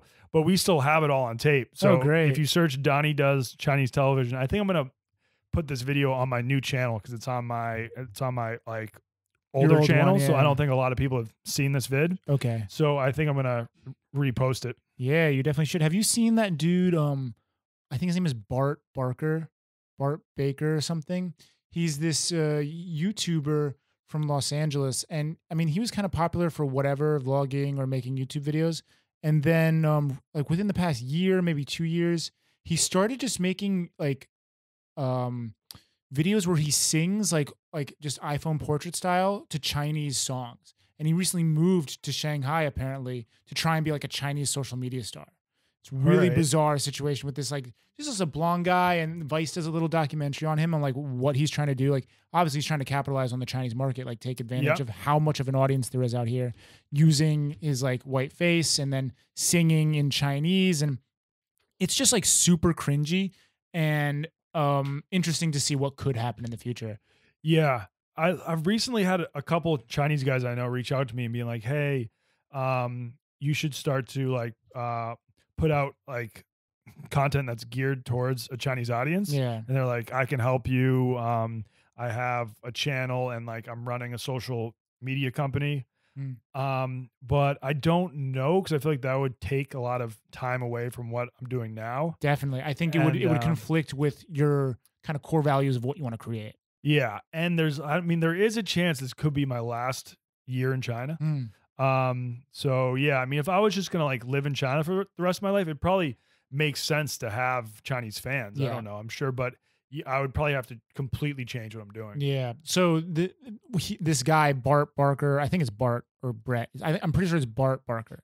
He works with like a Chinese social media agency who is in a sense like kind of, you know, directing him on how to behave on Chinese social media to gain a following and, you know, get brand deals and that kind of stuff. Yeah. So, I mean, I want to try and get in touch with him. It'd be so interesting to like see him in China. Like, I know he made, for example, like a video he made. He went to Huawei store, bought a new Huawei phone, and it's the one next to the Supreme store, you know, the fake Supreme Yes. store. And he buys a Huawei phone and smashes his iPhone just for like the sake of, you know. Oh, because Chinese people would love that video. Exactly. Yeah. So he's like literally doing anything, Just like anything pandering, for a yeah. click. Exactly. Pandering for the clicks. I love that. So that's what he's, and I think it's cool. I think it's interesting. I don't it would hate be the funny player. to try to. I could almost film a documentary like on it behind the scenes, and it's like trying to make a viral video in China. So it's like trying to make a vid that I like will go viral in China. So I'm just trying to hit like all the focus points and like all the triggers. Yeah. So That'd it's be a like fun video. Yeah, because then I could actually try to like turn that into a viral video in China, but then the like behind the scenes Goes viral in America. documentary, Yeah, it's that, like a win for that would win. be super interesting for people Yeah. in the US. All right, there you go, bud. I mean, I might just have to be if I just put out a video talking in Chinese being like, fuck America, China's the best. Like Yeah. I bet you people would like watch that in China. They'd be like, oh wow. Yeah, it could go viral. He's finally seeing the truth. finally seeing Yeah. it. He took the red pill. All right, I think you might have mentioned this one. Is this your Christmas or Chinese New Year experience? Yeah, that was Chinese New Year at my IE's house.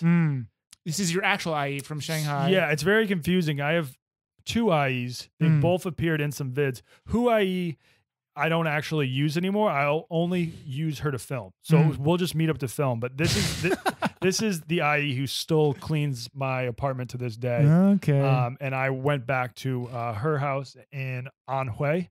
Oh, my IE's from Chinese New Year. Anhui as well. Most IEs are from Isn't Anhui. that interesting? Yeah. Maybe like specifically Shanghai IEs are from Yes. Anhui. Yeah. Only IEs are from Anhui. Yes.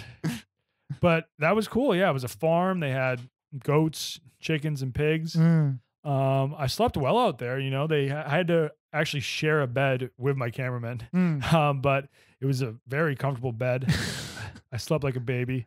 That's awesome. Yeah, we already kind of covered this video, Yeah. but or this photo? Drank a lot of Baijiu out there. This isn't the same trip, is it? Or That is the same trip. yeah, so this is you riding a bull. Damn, did this bull actually take off, or did it kind of just? Yeah, it looks like you're flying. on looks the like I'm flying there. He wasn't like doing a full on sprint, but it's crazy now that like I can't believe I rode that bull because I remember I was just in Africa and we saw bulls that almost looked like they were water buffalo, but they almost looked the same as those bulls, and they were very dangerous. They were like, oh, they'll charge you and kill you. But that bull, I was just climbing on his back. Right. Well, that bull is domesticated, I guess, versus a bull that you versus a wild bull. Yeah, that really wants to grab you by the horns. Yeah, and fuck you up. Yes, exactly. All right, let's see. Oh, okay. This is another interesting topic. So, the caption, I'm going to read it. This is June 3rd, 2014. I got paid $50 to pretend to be the operations manager of a fertility clinic and give a short speech to a bunch of middle-aged women who want to have babies. So explain to people what this is, because I know it's being a white monkey. So yes. Explain to people what a white monkey is and your experience doing it. A white monkey or a white-face job is when a Chinese company just hires a white dude to make them appear more international or, or make them like appear more professional almost. Yeah, like I valuable like in a sense. A Chinese company feels like, oh, if we have, Chinese employees and white employees, it makes like they feel like it makes their company look more legit. Mm-hmm. So these jobs used to be fairly commonplace. I feel like there's not as many of them these days because now people can just sniff the bullshit. Yeah. But yeah, I was called in. They were opening up a fertility clinic and they just wanted to be like, hey, we have this American operations manager. Mm-hmm. This is cool, right? And they just handed me a 5-minute speech, which I pretty much just read the speech, but I threw in some lines. I was like, we'll get you knocked up in no time. And no one understood any of it. Yeah, I think they it's funny because they bring in these white people to work these jobs where, no one that they're like actually talking to can speak English. So really it's just to see the white face. It doesn't really matter what you're saying. All show, no context. Yeah. I've done a few of those. Like I also went and I had to like lecture to, it was like 300 elderly Chinese people. And I'm lecturing them about these, nutritional supplements they can take to extend their life. Like that will help slow down the aging process. Yeah. And so I was obviously working for this pharmaceutical company and they were like, I think they'll be more likely to buy the product if we just like have this white guy walk on stage, say he's a doctor. Mm-hmm. And then I had to give this giant PowerPoint presentation, but like the elderly Chinese people I was talking to, they couldn't understand a word of what I was saying. It's all just for show, I guess. Yeah. I have my experience with being a white monkey or whatever you want to call it. One time I was offered to go to a club, stand there, drink free alcohol, and just like be there for the night. Just as the opening of a new club. I used to have that job. Yeah, it's pretty common, I guess, for most, or if you're able to find the job, it's not that hard to get. Yeah. I mean, like nowadays they have them, but usually the club will be like, you need to bring in a certain amount of people each night. Like you need to recruit like another 30 white people to come in the club. But when I was there, I literally didn't have to do a thing. It was at a club G+ in Xintiandi, so very close to here. Yeah. And they would pay me like 200 RMB, or it was like 250 RMB a night. Mm-hmm. And I had to be there from like 9 to 2, but I didn't have to do a single thing. You just had to sit at a table and they gave you free alcohol. And when I first heard about the job, I was like, this is the coolest thing ever. Like, this is sick. But like after a couple weeks, I was like, this job is hell. Dude, same situation. Mine was in Xintiandi. It was called Fusion. And so funny. It's funny. Maybe Fusion is where it might be. G+, was it like inside that mall? Yeah, inside the mall next to the movie theater in that same area. Yeah. Probably turned into Fusion. So we had the same job, just it was two different eras. clubs. Oh my God. Yeah, and my friend brings me there and he's like, okay, it's super simple. Like, we're going to go in there, you just do it. And the guy who's like accepting people that night, to me, he's like, okay, you're good. You're tall enough. And then to my friend who was bringing me there, he's like, you're too short. You're not good. Yeah. So my friend who introduced me to the job ends up not getting it that night. And I have to go in there by myself and do it. And it's like, being in a club is not fun when you don't have any friends to be there with. or at least for Yes. me. I'm not like that outgoing and wanting to Yeah. meet people. And I had a friend that would sometimes work the job as well, but the music was so loud that we couldn't even we couldn't really even talk to each other just because we couldn't hear anything. Yeah. When you show up at 9, there's like no one in the club, but the music is still just as loud. Yeah. So I remember I would just like go to the bathroom once an hour and just hang out there for like Dude, yeah, 15 minutes just playing games on my cell phone. Yeah, I just found a spot as quiet as I could in the club, chilled there because it also ended at 2 for me. And then it was so weird. At 2:00 it ends and there's like 10 other foreign people in this like back room, like coat room, and they're all collecting like 200 RMB each.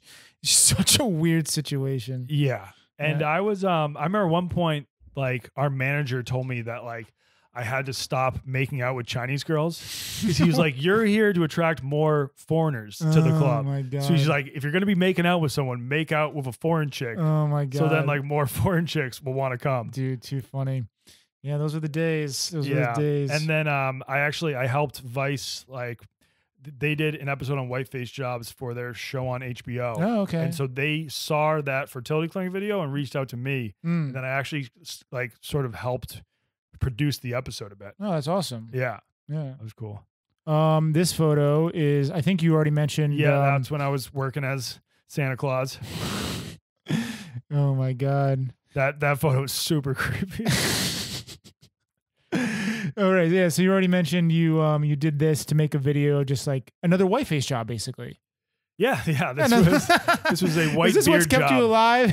Yeah. Next to your No, it's like, so I've never like done whiteface jobs to pay the bills, but I've usually like, if I hear of one, I'll take it because I think it's such a hilarious experience. Right. Yeah, I'm just playing around it. But yeah, there's not a lot of them these days, and I do know there are some people that like. There used to be so many of these jobs. There were some people that would kind of just do these whiteface gigs as a full-time job. Yep. Pretend to be a businessman or a doctor or Santa Claus. Yeah. They would just like line them all up. Especially if you're like rather handsome, of like you can almost be a model in America, like you are 100% a model in China. You get those jobs to be like, you know, handsome, like dude who just like holds shit outside. It's like you could become an influencer, like the same jobs that influencers get without having like any profile, just by knowing an agent in a sense. Yes. Totally bizarre situation. Let's see what we got. You're already chuckling. What we got? So this was at a Jinzhou dinner, which I used to do with my friends who lived out here. And we would only do them maybe like twice a year, 3 times a year, but it's pretty much just the most like savage meal. We went out to a Dongbei restaurant. Okay. And we would get a lot of Carl's Jr. cheeseburgers, order a lot of Dongbei food, just have plates filled with cigarettes. I didn't even notice the cigarettes until right now. I just saw them right now. And then we would buy loads of Jinzhou. Have you ever tried that stuff? Yes. Unfortunately, I have tried. Yeah, Jinzhou. it's not great, but we would just choose like a couple times a year to just get like absolutely hammered off that stuff. And at one point, like I think I went, like we would rent a room that had its own private bathroom, like inside the restaurant. And I remember one time I went like into the bathroom and then fell asleep in there with the door locked. So all my friends were like, oh, what should we do? What should we do? And then one of my other like fat friends, like he gets pushed, trips, falls into the door and just breaks the door down. Oh no. And then I wake up and like all hell breaks loose. But yeah, I haven't done one of those in a while, but Dongbei food is delicious. Yeah, it's too funny that you would bring Carl's Jr. there as well. Yeah. Carl's Jr., it's one of the few fast food restaurants that it's actually better in China than it is back in the U.S. Yo, I would say KFC is better here than it is in No, I would not say that about What? KFC. Dude. I do not like KFC in China. I fucking love KFC in China. The Really? spicy chicken burger. Oh, I hate it. There's just, oh man, I hate KFC in China. Dude, I gotta disagree. You need to expand your horizons. Okay. KFC in China, they just put so much mayonnaise on everything, and I feel like the chicken, it just like there'll be like pieces of cartilage in it and stuff like Dude. that. Like Oh, it doesn't man. like even taste like real chicken. I don't know, man. I guess we'll agree to disagree because that shit is banging. Okay, this was 4th of awesome. Oh, so this is your caption is you think 4th of July fireworks or something come to Shanghai during Chinese New Year. So this is my first Chinese New Year actually, 2015, and it was one of the last ones with the fireworks. So that's another thing that I was so grateful to experience is to see a true proper Chinese New Year. It's tell people about Chinese New Year and why it's so special. It is insane. So like, whereas in the USA we have 4th of July, they'll do like an hour fireworks display or like a half-hour fireworks display. In China, Chinese New Year lasts like 5 days and there's just constant fireworks going off. I think it's mainly on the first day and the last day. But there were like, for a while, there's no rules or regulations where you could set off the fireworks. So you would go on my friend's roof and they would literally be exploding all around you. It was like at eye level, which is the craziest thing. thing. They're exploding at eye level. Yeah. And I remember we were like lighting fireworks and throwing them off the roof. And like we had those Chinese lanterns that you like, those things that you can light and then they float up. It's like, it's like a white bag. Yeah. We were sending those up. And it's honestly one of the coolest things, but I guess they stopped because of the air pollution. Or I don't know. Silly enough, like air pollution is a good reason to stop, but probably the safety hazard is like the real reason to stop. Because I think it was more about like they were concerned about the air quality. Yeah, I don't think I never heard of like every Chinese New Year 10 people die of fireworks injuries. Yeah, I'm somewhat remembering air pollution is probably the reason. Like Yeah. it was just like the hard reason, but it was also kind of like I don't think it wasn't barbaric to me, but maybe in their eyes they're trying to like this doesn't really happen in many other first world countries. Yes. So maybe it's kind of like just trying to get on the same page. And Yeah, I feel like a lot of the new rules in Shanghai are actually like all about that. They just want to like appear as modern as possible. Exactly. That's my feeling as well. But it was almost like you were living in a war zone those days, which was fun because a war zone sucks because you think you're about to be killed. But this was like you're living in a war zone, but you're probably not going to get killed. It's all in good fun, yeah. So you're just like running the streets and there's just like explosions going off everywhere. Yeah, dude, it was so crazy. Like like one night is insanely intense, but then even for the full week, like there will just randomly be fireworks going off. Yeah. It was a different time back then. That was definitely one of the things that has changed for, I would say, the worse. I loved that kind of stuff. It was so fun. All right. So this is, I came across this video. This is PM 2.5, The Smog, Beijing Radio. And I wanted to bring it up because I just thought it was like so well done. The style of the video and kind of like making fun of a situation, like just radio hosts and stuff like that. And what it would be like in Shanghai or Beijing rather. Yes, I've had like a couple people tell me this is like their favorite video of mine. But yeah, I just played a radio host in Beijing, an American radio host in Beijing who can't speak a word of Chinese and is just like very enthusiastic, but also sort of like shitting on Beijing at the same time. Because I love to shit on Beijing. I like to stoke the Shanghai-Beijing rivalry. And I feel like the expats up there are very different than the ones in Shanghai. But yeah, watch that video. Actually, I made a sequel where I'm playing a host in Australia. Oh, really? Yeah. That sounds pretty awesome.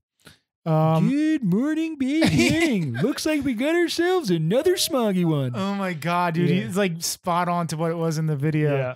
It was so good, like how you had that voice and it was like cutting into like real, looked like news footage of what Beijing was. And Yes. it was so funny. Before we go on to the next photo, we're going to take a quick break and then we'll jump back right into it. Yo, I hope you are enjoying the show. I really enjoy making it. If you are enjoying this episode, it would be awesome if you could take a moment to support the show. You can go to www.shanghaiobserved.com/shop. I have t-shirts, stickers, and some of my original photography on the store. Buying anything truly helps keep this podcast alive. Thanks a bunch. And now, back to the show. Okay, we're back, huh? We're back observing the process. This is Act 2, and we're with Donnie Does, a.k.a. the Wonton Don, and we got a photo of Yao Ming. Yes, Yao Ming, the former owner of the Shanghai Sharks, which I'm a fan of. I got to shake his hand, say what's up a couple of times. But yeah, I've like filmed probably like 7 or 8 videos at Shanghai Sharks games now. Really? And I'm currently working on what could be my final video there. Oh, shit. And things have taken a dark turn at the Shark Tank where they play. All right. So for me, I don't even know. I just know the Sharks are kind of like a reoccurring theme throughout your videos. And yeah. So what are the Sharks and, Shanghai sports mean to you? Like, it seems like it's important. I filmed the first Shanghai Sharks video just as like a joke where I'm like, it would be funny. I'm this like masshole out in China. It would be funny if I kind of went to a Chinese basketball game and just cheered them on with the same intensity that I'd be cheering on the Boston Celtics. Right. And pretty much just like, act like a drunk masshole fan at a Celtics game, except, move that over Move the to needle, like yeah. move it over to China. Right, right. And it kind of just like highlights the absurdity. Like it kind of just like showcases the differences of what going to a basketball game in China is like compared to going to an NBA game in the US. Mm-hmm. So, it just started off as like a joke. That video actually did pretty well. I started going to some more games, and then I kind of just became a fan of the team. And I was like, all right, I'd like to, at least make one Shanghai Sharks video like every season. And then I kind of like pushed the boundaries a little bit too far. And one time I just went and danced on the court in between a couple of the periods. And that was my first time being brought into a Chinese police department. Oh no. But that was also when I realized that like being in China is like a joke. Like I feel like you would get in serious trouble if you did that at an NBA game. Yeah. There they like they couldn't find a police officer who spoke English. They finally did.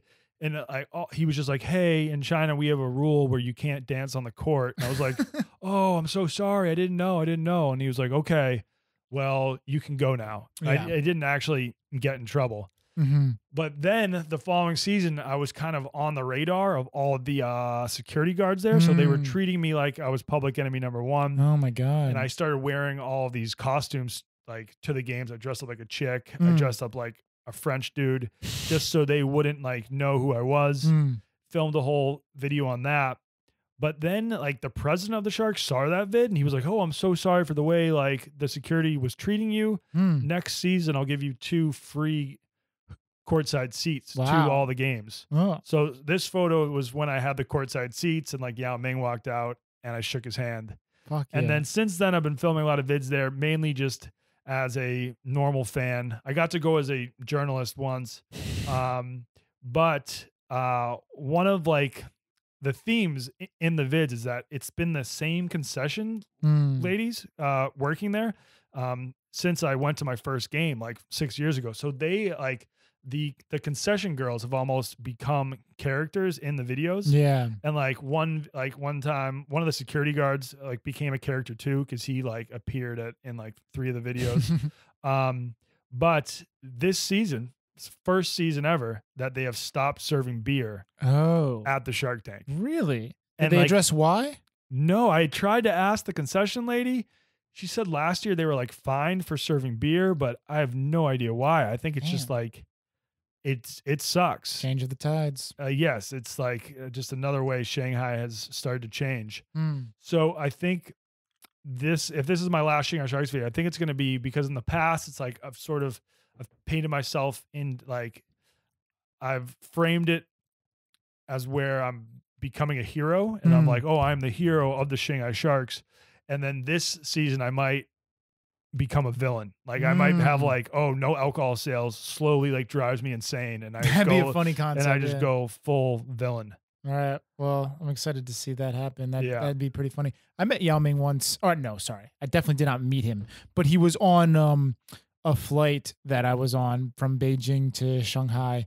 And he was sitting first class, actually. And it was just like so bizarre. I just saw some dude that was like, he was sitting in the first class seat and his head was like way above the neck rest of the seat. So I'm like, that's strange. Like this guy's massive. And then I looked and it was actually Yao Ming. Yeah, I'm kind of surprised he doesn't fly private. Almost. That's what I was thinking. Like, how is he not flying private? Maybe there was just like no options, but it was bizarre because like, yeah, he was definitely there. Like I got a photo of him and people were like, no, don't take photos. Yeah. Like you would think, is he like absurdly rich? You would have to think he has to be absurdly rich. Like he is one of the most famous people in China, right? I think next to Jackie Chan, is Jackie Chan Chinese? I don't know. He's from Hong Kong. Right. Okay. Hong Kongese, so I don't know if he's fully embraced by mainland Chinese people. Okay. But yeah, Yao Ming has to be the most famous. Like sold the Sharks, and now he actually is. So yeah, wait. That's now he's the commissioner of the whole league. So that's what I wanted to ask. the Sharks? Like, what is the situation with basketball in China? Is it like, because there's the NBA in America, but the NBA isn't actually kind of like worldwide. It's not necessarily just America. Yeah. So what is the Sharks? Is it like a league of China's league? Yeah, or- it's China's league, Mm. which is actually, I think it's the like second highest paying league in the world. So that's why we get a lot of players from the US. I mean, there's a rule, each team in the CBA, Mm. the Chinese Basketball Association, they can only have 2 foreigners. Okay. But I know when Jimmer Fredette was out here, he was getting paid 1.5 million a year. Wow. Probably the highest contracts for foreign players might be like 2.5 Mm. or 3 a year. But that's like, if you can't make it in the NBA, if you go play in Europe, you won't be getting paid that much.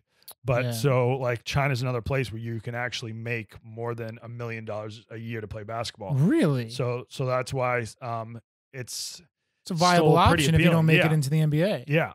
I mean, some of the players don't really adapt well to living in China, and like imagine, they yeah. never like. I know some people will come out and play in China, and they literally just go from their gym to their hotel room or their Mm. apartment, and they don't explore outside of that.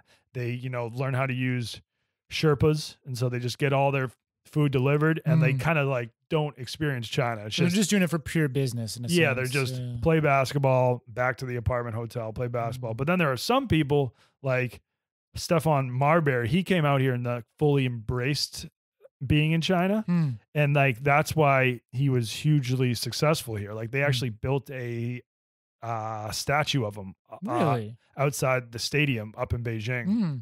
And there was a Chinese biopic about his life, and there was a play. There was like a Broadway musical called like I Am Marbury. Amazing. And like he won too. He won some championships. So if you kind of just like come out here and actually own the fact you're playing in China, it can work out well for you. Yeah. Did you ever meet any of the players that were playing on the Shanghai Sharks? Or Yeah.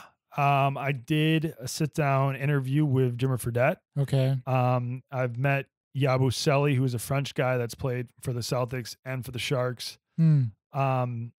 I met Gilbert Arenas. Do you know? Do you know who that I don't is? follow basketball at all. I don't really. Okay. So I'm just curious in the sense of like, these guys, they move here and maybe it's hard for them to make friends as well. So like you, someone who's been here, like maybe it's an opportunity for you to like, Yes. become close with some of these guys. Oh no, for sure. I mean, the funny thing is that last year, so the 2 foreigners was Jimmer Fredette, who's Mormon, so he doesn't drink or really go out or anything like that. So he wasn't a guy who could be like, hey, do you want to grab a beer at a bar? Mm. And the other guy was a dude from Cape Cod. So I was like, oh, we're going to be like friends. I'm from like At near your turf, Cape Cod. yeah. Then it turned out that he was like an ex-drug addict who was completely sober as well. Oh, So he wasn't trying to go out or anything. But pure biz. yes, I Okay. have hung out with a few of the players. They weren't on the Sharks, but it was like Rashad McCants and Shavlik Randolph who were playing for one of the other teams, and we had a mutual friend, and so we all hung out.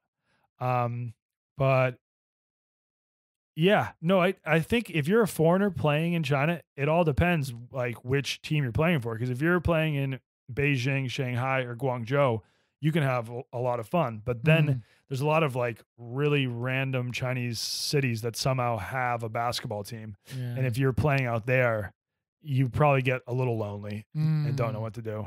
So if we're giving advice to people who didn't make it into the NBA, you're saying Guangzhou, Beijing, Shanghai. Nowhere else you should really choose. Yeah, I mean, Chengdu, I think, has a team. I don't know. Have you ever been to Chengdu?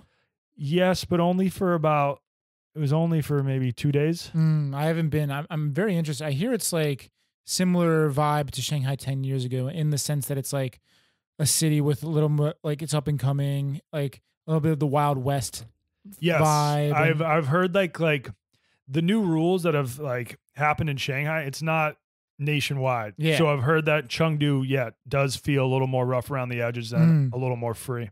Yeah, that'd be interesting to go check out. Let's check out the next photo. This is beer pong, like getting some kids culturally acquainted with America, I suppose. Tell me what's going on. Yes, I was hired to teach a class. This is when I was just doing random freelancing jobs. And I had agreed to it but then realized that it was the same day as the Super Bowl. And so it was not until the afternoon. So I still was able to watch the Super Bowl, but like I then had to go immediately to this job where it was a bunch of Chinese kids who were moving either to Australia or the US pretty soon.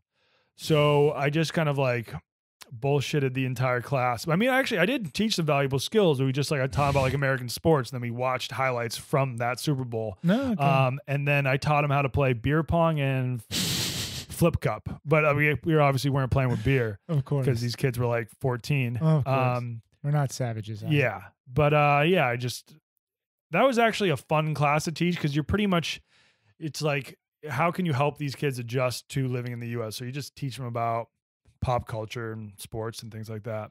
That's pretty cool. So the idea was to teach them about what American culture is. And yes, I was not told to teach them about beer pong, playing but like beer pong, you but took, creative license to decide what. Yeah, I had a lot of freedom. They're just like help kind of give them a crash course in American culture. As funny as it is, it's kind of just true though. Like you're actually doing a service. You know what I mean? Like they will, like that'd be so sick. Like if some kid comes over, like exchange student, and knows how to play beer pong, and you're just like, whoa, and like I don't know, it's a cool experience to see. Like if I was a kid in high school and then I had a cultural exchange where some guy comes over to my school, that'd be cool. Let's see what else we got. Oh, this is something I want to talk about. You did a TED Talk? No, that's completely fake. I was like, now I see fucking Lana Del Rey in the background now. Did you just like jump up on stage or? Yes, I was hanging out with a friend on Martha's Vineyard, and there was a TED event going on at the local school or whatever. Okay. I think he might have been working the event, and so just like right when the event was over or something, I just walked on stage and he took a pic. Okay. Yeah, there was a lot of people that thought I was actually giving a TED Talk. Yeah. Red Lab 5 says, "How did you do that?" Yes. No, but besides the TEDx part, Martha's Vineyard was my family's vacation spot, like every summer. Oh, nice. Yeah, so I don't know about you, but like go to Edgartown and St. Lucie Vincent Beach and all that stuff. Beautiful place, like highly underrated, I think. Did you go there a lot, or was it just kind of like another spot for you? Because it's Martha's Vineyard is Massachusetts.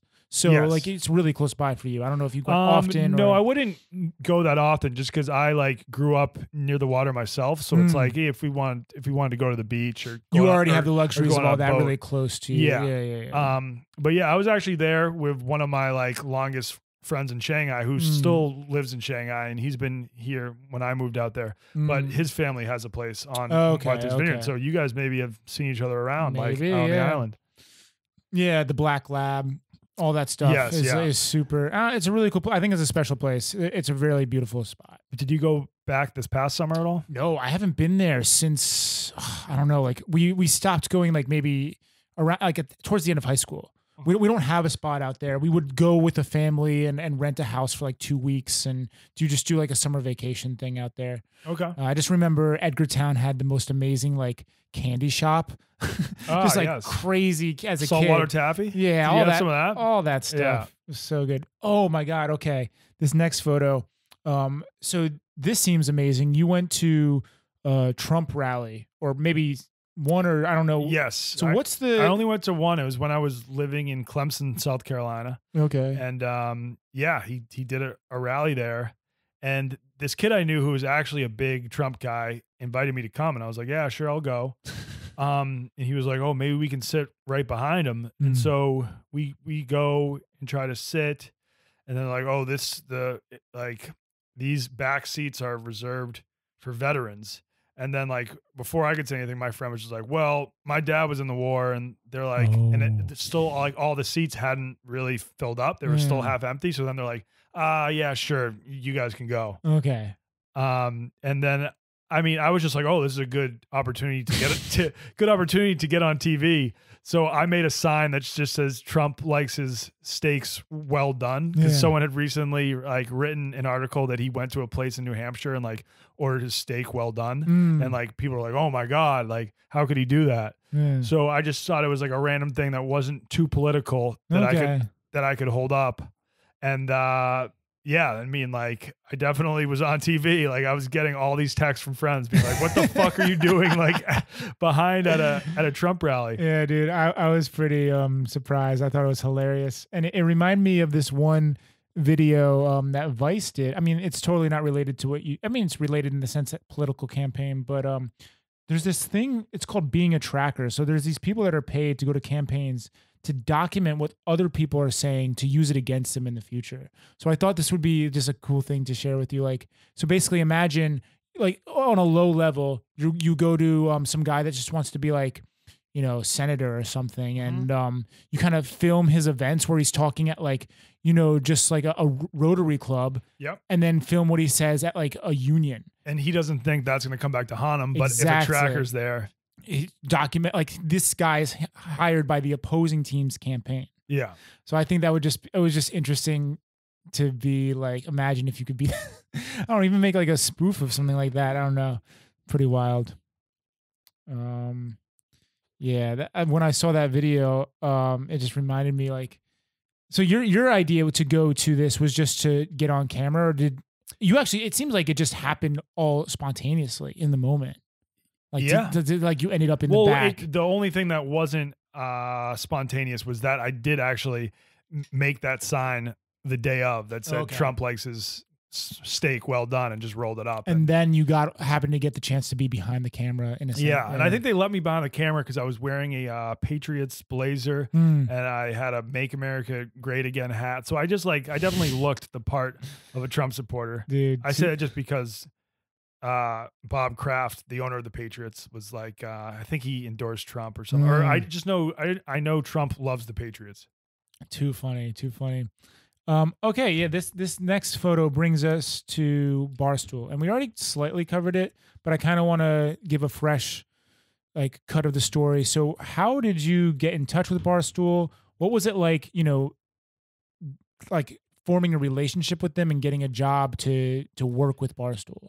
It was a very long process. They actually posted the first vid I ever did, which was me teaching kindergarten, doing chants like "Yankees suck" and like "We love Kevin Garnett." And they shared that video, and then my second video, the Shanghai Sharks video, they shared that too. And then they probably didn't share any of my videos for like a year. But then when I did the Pacquiao video and the Roger Federer video, they shared both of those. And at that point, I started to talk to him about like, hey, could I like maybe work for you? And then like the owner, Dave Portnoy, he'd be like, oh yeah, I think you can like make content for us. And then I'd be like, okay, so like, what are like the details? What should we do first? And then eventually he would just stop responding to emails just because he's not great. He's a busy guy. Yeah, he's a busy guy, not great at responding to emails. So there was a couple times I talked to them about working there, but the trail would always go cold. And then when they got invested in and started to expand and moved to New York, I was like, all right, shit, like maybe now they're looking to hire more people. And then finally they did this thing called Barstool Idol, where they just like, you know, it was going to be like a show of some sorts where the winner of the game show gets a full-time job at the company. Oh, wow. So just like American Idol, but Yeah. you're all fighting for a full-time job. So I applied to be on that show. And then when I came in for the first round, you know, it was finally a chance to actually get in front of them and pitch them all my video ideas. And they were like, oh, well, we already like know that you can do this because you like have like a Proven track record. body of work. Yeah. So you don't have to do this whole competition. Mhm. You can just start working here, which was great. Cause like having to do the whole competition looked like a pain in the ass. Yeah. I don't even know if I would have been able to like showcase my strengths in it. So at that point, they're like, yeah, you can just work here. So I was like, all right, sweet. But then I left without like signing a contract or anything like that. So I was like, oh fuck, I should have just like put pen to paper right there. So then it took me like another month to be like, wait, was I really hired there? Like, can I see something legit? And yes, I finally got the paperwork, went into the office and started working there. That's awesome. But at that point, I was living in the US, but I was kind of like done with that. So I was planning on moving back to Shanghai regardless. But I was like, oh, if I don't get this job at Barstool Sports. I'll come back here and find something else. And it just worked out that like I got the job and they were fine with me going out to Shanghai and just filming content out there. Yeah, because I think you're highly geared towards Shanghai. Like that's where you founded your career in a sense for social media and video production and creating content. Yeah, definitely. You've met like if you watch the Barstool Idol, like I didn't even know that was a thing. Yeah. So if you see the interview, it was kind of nerve-wracking because it was like doing a job interview, but I think there was like, but it was broadcast like live on Facebook Live. So it's like 10,000 people watching your job interview. But actually all of the ideas that I pitched, I have since done. That's awesome. Yeah. Yeah. It shows that you were like really invested and obviously wanted to do this shit. Hey, did you meet, his name is David Portnoy? Yes. Do you know any history about the company? Like, yeah. What is the history of Barstool? It started off as a free newspaper, which was just handed out like mainly at subway stations in Boston. Oh, okay. And at first it had a lot of gambling content and then just like a hodgepodge of other funny articles and stuff. And so, yeah, it was just one of those free papers they handed out. It did all right. He finally found some advertisers for a while, it was pretty much just him, and he would write a lot of articles, but use different names like on all the articles. So it seemed like the paper was larger than it actually was. And then eventually when he saw the way the world was going, he was like, all right, this might work better as a website than as an actual physical newspaper. So they stopped handing out physical copies of it and it just became a website. And then just like he, when he first was going to expand, he hired 2 New York bloggers. Then like a couple years after that, hired a Chicago blogger. And then, but most people worked from home. Like the people in New York worked from home, Chicago worked from home. And then he had a tiny office up in Milton, Massachusetts. Okay. And it just kind of grew from there. They started doing some parties and events. They started doing video content. And it slowly grew and grew. And eventually, I think it was like founded in 2003. And then it was like when they finally sold it to someone, I think that was in 2015. Okay. Like so it just kind of grew. Like first the paper grew and then the website grew and grew, and they would just like try new things. And then 2015, they sold to Chernin Group. Everybody who worked there moved into the same office in New York. And that's when it's like, it really blew up. And that's when they've had a lot of success doing podcasts and a lot of success selling merch. Yeah. I mean, and things like that. What I found interesting about their, I don't know about, you want to call it business model, but they work with, like, it's really founded on kind of college culture. You know, they work with a lot of colleges in that. Even I went to Champlain College, but UVM is in Burlington, Vermont, and even UVM has like a UVM Barstool. And I think there's tons of colleges out there that have like, you know, NYU Barstool or like all the, and then they kind of like maybe hire someone to be the ambassador of Barstool at that university. Yes. And it just is like a very smart way to grow and like expand the audience. Yeah. So that's like, because before they made the big college push, and still like to this day, you do have people that follow the website that are, you know, like 35, 40 years old. But then like the way that they've expanded the most is that like they have kind of just like become huge amongst college age males. Yes. And that's what I see when I see Barstool. And that's like kind of how it found me, is like through college and party life. And yeah, I don't even know like what my first interaction with Barstool was. I just know like it kind of felt like fun internet culture in a sense. Yes. And it's really weird with a lot of people think it's only an Instagram page. Yeah, or exactly. There's some people who think it's only podcasts. Or there's some people that actually like only read the blog and like they don't really follow any of the stuff they do on social media. Yeah. And then they do a show on Snapchat, and I was in Hong Kong, and I had a microphone that had the logo on it. We had all these like Hong Kong teens coming up to us being like, "Oh, do you work for the Snapchat show? Holy shit, I follow you guys on Snapchat."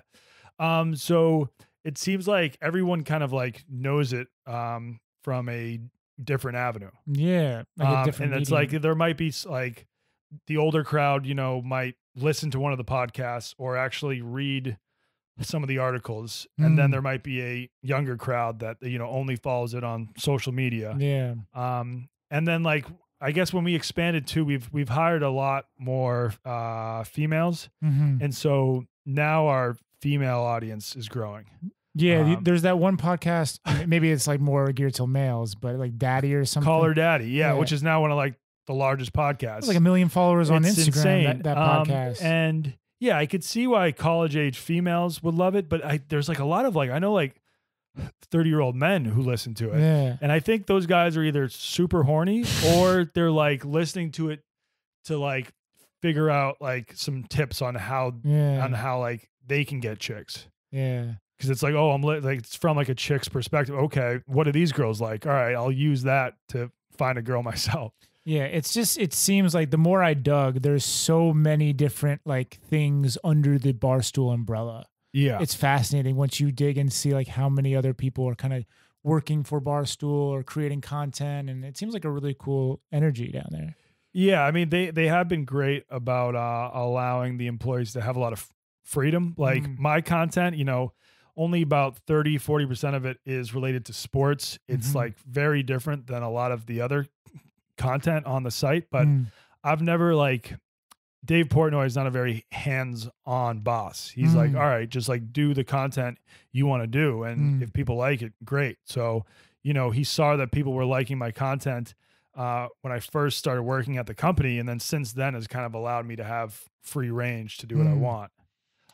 It's like you don't have a boss breathing down your back being like, hey, you should do a video on this, or hey, you need to like change these videos like this. It's they've kind of given me completely free range, which is great. Well, it's awesome that he also is like literally has the same job that you do. He creates his own content as well. Like, yes, he is your boss and he's like the founder, but he does his own thing. He has like the pizza. What is it called? Or it has a name. The One Bite. One Bite. Everyone knows the rules. Pizza One Bite. Reviews. Yeah, pizza reviews. I think he likes just making content a lot more than actually managing content producers. Yeah.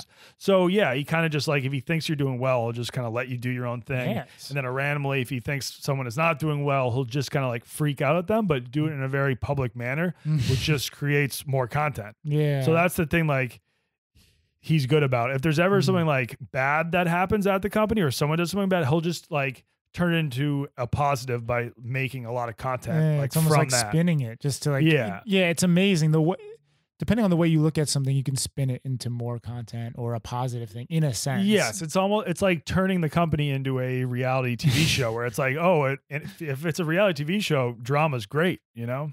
Dude, that's too funny. Yeah, man. Thanks for the background on Barstool. Let's move on to the next one. This is from 2017. We're getting closer to today. Where are we here? The Shanghai Yacht Club. Shanghai Yacht Club. So I was at Shawnalaya Festival. It was this like it was like a trance fest. Very weird scene because you're at this like fancy yacht club in Shanghai, and then it's just like there was 12-year-old Chinese girls like trying to learn how to play golf. At the same time, there's like all of these foreigners listening to trance music, like I think rolling their faces off. Like, so it was a very weird dynamic. And I'm on a mobike that's attached to a boat. Yeah. Which they just randomly had there. Yeah, it looks like it was sponsored by Mobike. It wasn't even jerry rigged. Like, oh shoot. So this thing like actually has Mobike written on it. Yeah, I have no idea. The Shanghai Yacht Club is the only time I saw one of those. I couldn't even use it at the time, but yeah, that was wild. Too funny how like, and I actually camped out there. Oh yeah? Yeah. Like tent and all? Or? Yeah. It was only for a night. It's actually, I really want to go back there. It was maybe like an hour and a half drive outside of Shanghai. but it was a cool looking area. I'd definitely love to do camping and stuff like that because I mean the closest thing I've done is gone out to do mountain biking and stuff like that. And it's not that easy to get involved with nature. I wonder who the hell is this? Visit China? I was gonna say Visit China wrote I don't know if I ever responded to that. great shot. We'd like to feature your photo on our social media and tag your name. Oh, so this is what I was thinking about. It's like a very I remember reading the rest of this. For permission, please tag #yes Visit China. So it's a very smart way to get people to kind of promote their brand because, like, for example, if they have, let's say, 10K plus followers, it's very willing for people to want to get on their shit to be promoted. And what I realize is if you're using their hashtag, it's good for them. Because and the way, instead of saying, what they could have said is like, DM us if you want us to be on it. That doesn't do anything good for them publicly. But if they say use our hashtag in this photo, then it's very good for them because it actually, you're using their hashtag and it expands. Like, yes. So I thought that was actually pretty clever of what these people are doing. Visit China. Yeah, and I think that's what I might do for my. Have you ever checked out their page? No, I didn't check out their page. When I just read the caption. Oh, I might have clicked on it. It was just like, one of those standard Instagrams where it's like it almost looks like stock photography of China. You know what I mean? Probably something like that. Yeah. All right. So this is the Tiger Leaping Gorge, and we definitely already covered this one. So that place is so beautiful. Oh, we definitely have not covered the trip to where is this? Tajikistan. But this is when I was leaving Tajikistan and flying to Dubai, and a couple people got on my flight with falcons. Oh my God. Yeah. So they were legitimately just holding falcons and there's no restraint to these. No, but they're wearing these kind of like face covers. Oh, right. They can't see. Yeah, they can't see, so they won't be like flying off. And I think if you are from the United Arab Emirates, you can get like a passport for your falcon and bring them on all the planes and stuff. That's amazing. I've seen falcons before. I went in Vermont to a falconry, session, and basically they give you the like a glove that you wear, and they'll like shoot the falcon towards you, and it will like land on your arm. It's like bizarre how like intense these animals are. They're like coming at you. It's crazy. They're super smart birds. Yeah, like. Were you able to use them to hunt there? Like no, but like the people that do falconry know how to use them to hunt. Yeah, so that's what like these people probably use those to hunt. Yeah. So my experience was just seeing how agile they are like flying towards you, like trying to get like a piece of like ham or something. But I guess the traditional use of a falcon is to catch like small rodents and stuff like that. Yeah. So, but the reason why you went to Tajikistan, yeah, was something a little different than falconry. Yes. What's going on in Tajikistan? It was to cover the sport of buzkashi, headless goat polo, which is the craziest thing I've ever witnessed. Yeah. Man, that was fun. I kind of want to go back this March to go, but it's so what happens in March? Sport. It's like a thing? Yes, they play it around the time of their New Year's, like right at the start of spring in Tajikistan. There's like 100 people on horseback, and 100 people on horseback, and the goal is to carry a headless goat into the end zone. And it's pretty much like every man for himself. It's not a team sport. That's what's confusing is like you would think it's a team sport just by nature. Sometimes they might form an alliance and then share the prize, because if you are like the first one to drag the goat into the end zone, you do get a prize. Maybe it's a car, maybe it's like $10,000. I don't know. But so alliances can form and then you split the prize. Yeah. But it's a grimy sport. You got to feel bad for the horses because they all have whips and they're all whipping their horses. Yeah. But it's just insane. It's like if you're on the field and you're just one dude, and you have to literally, like, once you pick up the goat, you have to fend off 99 other people on horseback that are trying to tear that goat away from you. It's crazy. So Mark Rassong, I had him on the show recently, maybe a couple weeks ago, and he did a video, more cinematic video, I guess, than what you did. It's an awesome video. Yeah. So that was the first experience that I saw of it, and it's just insane. I don't think I saw your video all the way through, but so your experience was more just like going there and documenting and maybe like showing a little more of it, or Yeah, so I am talking in the video, so like I'll do voiceovers where I'm like explaining the rules. And so I'm explaining the culture behind it, and we're just like talking to people watching it, talking to the players. The craziest thing about it is that the sidelines are very fluid. Like we went to this place where we were like on the sidelines, and all of a sudden all the horses just decide to start charging towards us. Yeah. So like I almost got trampled by a herd of horses numerous times. And I've just like have my GoPro trying to film at the same time. Jesus. Dude, next level stuff, man. Yeah. That's another one for the books. Let's see what else we got going on. I think this might be the last one. Yeah. This is stealing something from Stool Presidente shtick. You went to maybe Thailand, was it? No, this was or Cambodia. Phnom Penh, where they have the happy pizzas there, which are just pizzas covered in weed. And so I did a one bite pizza review to pay homage to my boss who does them. And yeah, they're pretty good. I mean, I had a giant happy pizza, and they also have happy shakes, and I was feeling good. I mean, it's not super strong. It wasn't like I just smoked loads of Cali weed, but it was actually a pretty solid buzz. Because though it's like I wasn't too high, I was just the right amount of So it high. wasn't a total ripoff. They really are cooking something up in there. Yeah. Yeah, wow. And it looks like you have the shades on that you were talking about before. The video capture. camera shades. Yeah. Yes. Too They're funny. that shit's nuts. And then like I've also been to like Vang Vieng, Laos, and that place they had weed pizzas, but then they also had like shroom pizzas, and they were just like selling like joints of opium and stuff, like just like on the menu. That place is wild. Yeah, man. Pretty wild stuff. So as we start to wrap up, I kind of wanted to finish with one topic, which is just like social media as your job, and in general, how that's like kind of a different thing than from most people. And also the situation, I saw that you got some content like taken from Fuck Jerry, and that's happened probably at times, just people like Yes. so what was that about? Like, That how did actually- that feel? So we were talking about Trump, but I also trolled Ted Cruz. And so I went to a Ted Cruz rally, held up a sign that compared him to Kevin from The Office. Oh yeah, Yeah, dude, that was and that- fucking hilarious. I kind of knew that was going to go super viral. So it was the first time I'd ever added a watermark right? Yeah. to one of my photos, just because I was like, and Fuck Jerry like cropped out my watermark and posted it on his page. So that was like, I understand sometimes like you like steal someone's content without really knowing you're doing it.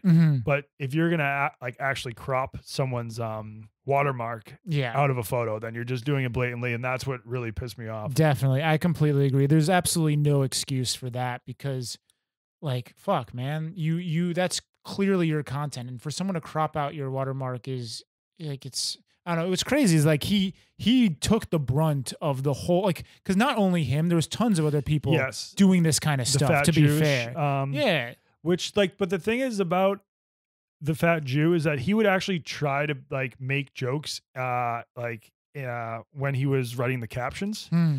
So he would try to be creative in the captions. With Fuck Jerry, I feel like he doesn't even try in the captions. He'll just be like mood or something like that, like most of the time in the captions. Yeah. And so, I mean, they were both like stealing people's content. They should like both definitely be giving people credit. Yeah.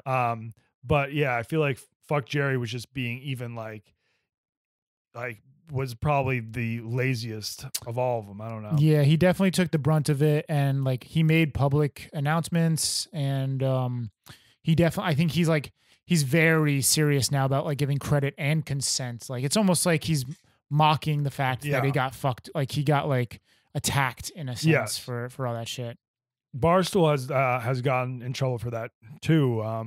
They've always tried to give credit, but yeah, they got accused by someone of like stealing something a little while ago, and it became an issue because I guess now if you do it, you can get like a copyright strike on Twitter or on Instagram, and then like if it happens, enough times, they can actually just like take your account, shut down your account. Yeah, I think someone told me, I don't know who it was, that like a lot of these accounts just went through and deleted so much stuff that could potentially get them in trouble. Like they don't have proper consent or Yeah. credit given, so they just delete it from their. Which is like, yeah, I don't know. I think it's the evolution of it just makes perfect sense. Like it was the wild west of the internet.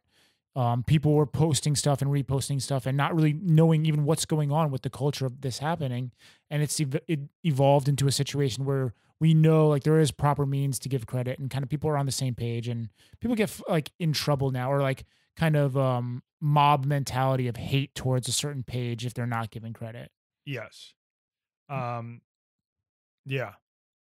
I mean, yeah, I like some of it is just a careless mistake, Mm, and then some of it is just more intentional, I guess. yeah. Yeah. But yeah, social media as my job. There's definitely a lot of pros. I guess the only con is that sometimes it is nice to just take a week and just kind of like, you know, tune out like Mm, all the noise and just kind of log off for a bit. But seeing that it is now my job, like if I go a couple days without tweeting or posting something on Instagram, I feel like I'm not doing my job. yeah.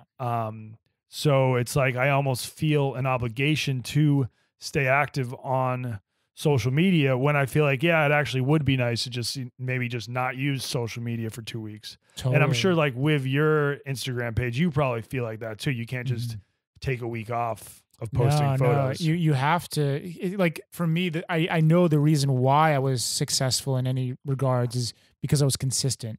I Yeah. think consistency is the most important thing with social media Yeah. or doing anything really. If you're like trying to grow a following, Yeah. you have to be consistent. So if you take a break, you're gonna like lessen your odds or your ability to grow. Yes. And that's something I was thinking about the other day, like how I can't imagine, I've never really done a job that didn't somewhat revolve around social media, because everything I do professionally that really makes me money is like video production, drone, or like producing music videos, which ends up on social media, Instagram and YouTube and Vimeo or whatever. So, I mean, like, I almost want to do a job that has nothing to do with social media. I've been Yeah. actually very interested in exploring what that'd be like. So- I'm so fed up with it. That's my older brother. So he does like controlled burns. He's kind of like he lights things on fire. So like sometimes to keep a forest healthy, you'll actually have to light it on fire first. Yeah. So he's the one who does that, and then he'll actually like write up the like fire management plan for parks and stuff. But he like rarely uses social media. Like one of the few times he'll use it is if I'm like, hey, I just did a video, I think you would like it, and then he'll watch that video. But right. but like other than that, he doesn't really use it. Such a different lifestyle to not be so connected and Yeah. maybe have like maybe less relationships with people, but more meaningful relationships with people, in the sense Yeah. that like I'm connected with 100,000 people on Instagram, but what are those connections meaning? Almost nothing to most of those people. But the people that he's like maybe has in his life are more meaningful, but less of them in a sense. So I think it's just a different way to live life. And I don't know, I've been interested in exploring that. Yeah, I feel like with Instagram, it's easier because like with Instagram, like how many photos do you try to post a day or whatever? It's not. I only post Yeah. one photo a day for sure, but then I notice like if I do post 2 or 3, like it's quite easy because my account is mostly about reposting. Yes. I'm able to do that if I want to. I'll get a lot more interactions and it will grow my following actually for sure. Yeah.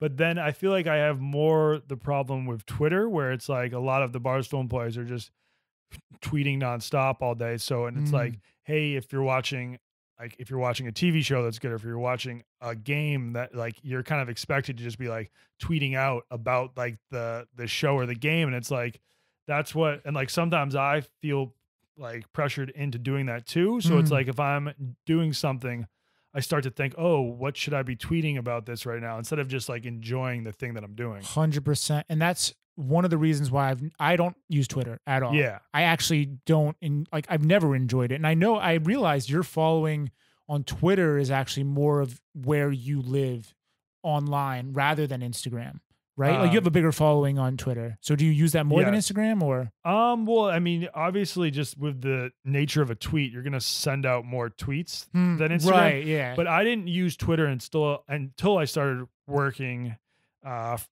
for Barstool, Oh, but okay. because like all of the employees there are on Twitter and like Tagging that you. that I see it as, because I live so far away from the main office where most of the company is based.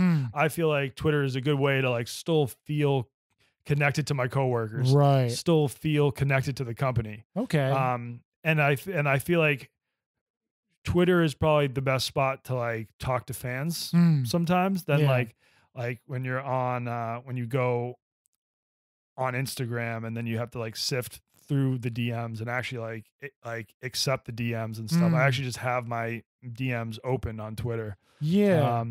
So yeah. So I feel like it's mainly just a way for me to like stay connected with the company That makes sense. I've back in never. the US. Yeah. And like the reason I probably have more followers on Twitter than than on Instagram is that some of the employees there have a lot of followers. So if I'm interacting with them on Twitter, Right. then I'm just going to like gain some followers through that.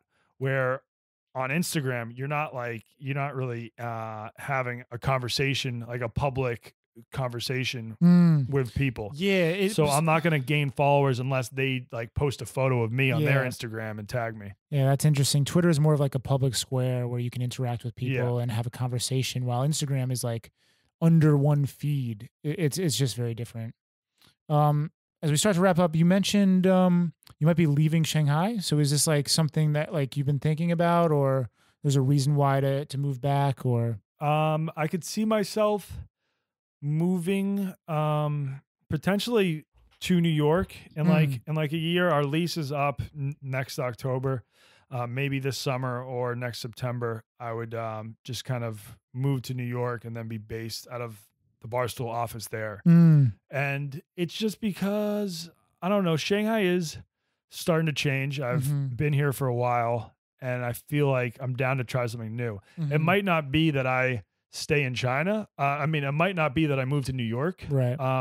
Like maybe I would just still be living abroad, but somewhere else and like in a country that's not China. Yeah. Or I'd be willing to try living in New York. So there's nothing set in stone, but I do think that like come this summer or next fall, I might just be ready to try something new. I feel you, man. Well, Donnie, thank you so much for being on the show. It's been a pleasure. Thanks for having me, man. Yeah. This Yeah. was how long did we talk for? Dude, it's almost 2 hours now. Yeah. Okay, It was a good alright. one. It was Okay, really good. nice. And there's still so much more that I'd want to ask, but I got to get to dinner. I think we'll Yeah. save it for next time. Hope you're not going to be too late. No, I'm not going to be too late. It's all good. All right. Later, guys. Boom. That's it. Thank you so much for listening. If you found this podcast valuable, there are many ways you can support it. You can rate and review it on iTunes, Stitcher, or wherever you listen. You can share it with your friends, you can blog about it, or discuss it on your own podcast. If you're watching on YouTube, you can subscribe to this channel and like the video. Or you can support it directly. You can do this by going to my website. I'll leave a link in the description. Thank you for supporting the show. Listeners like you make it possible.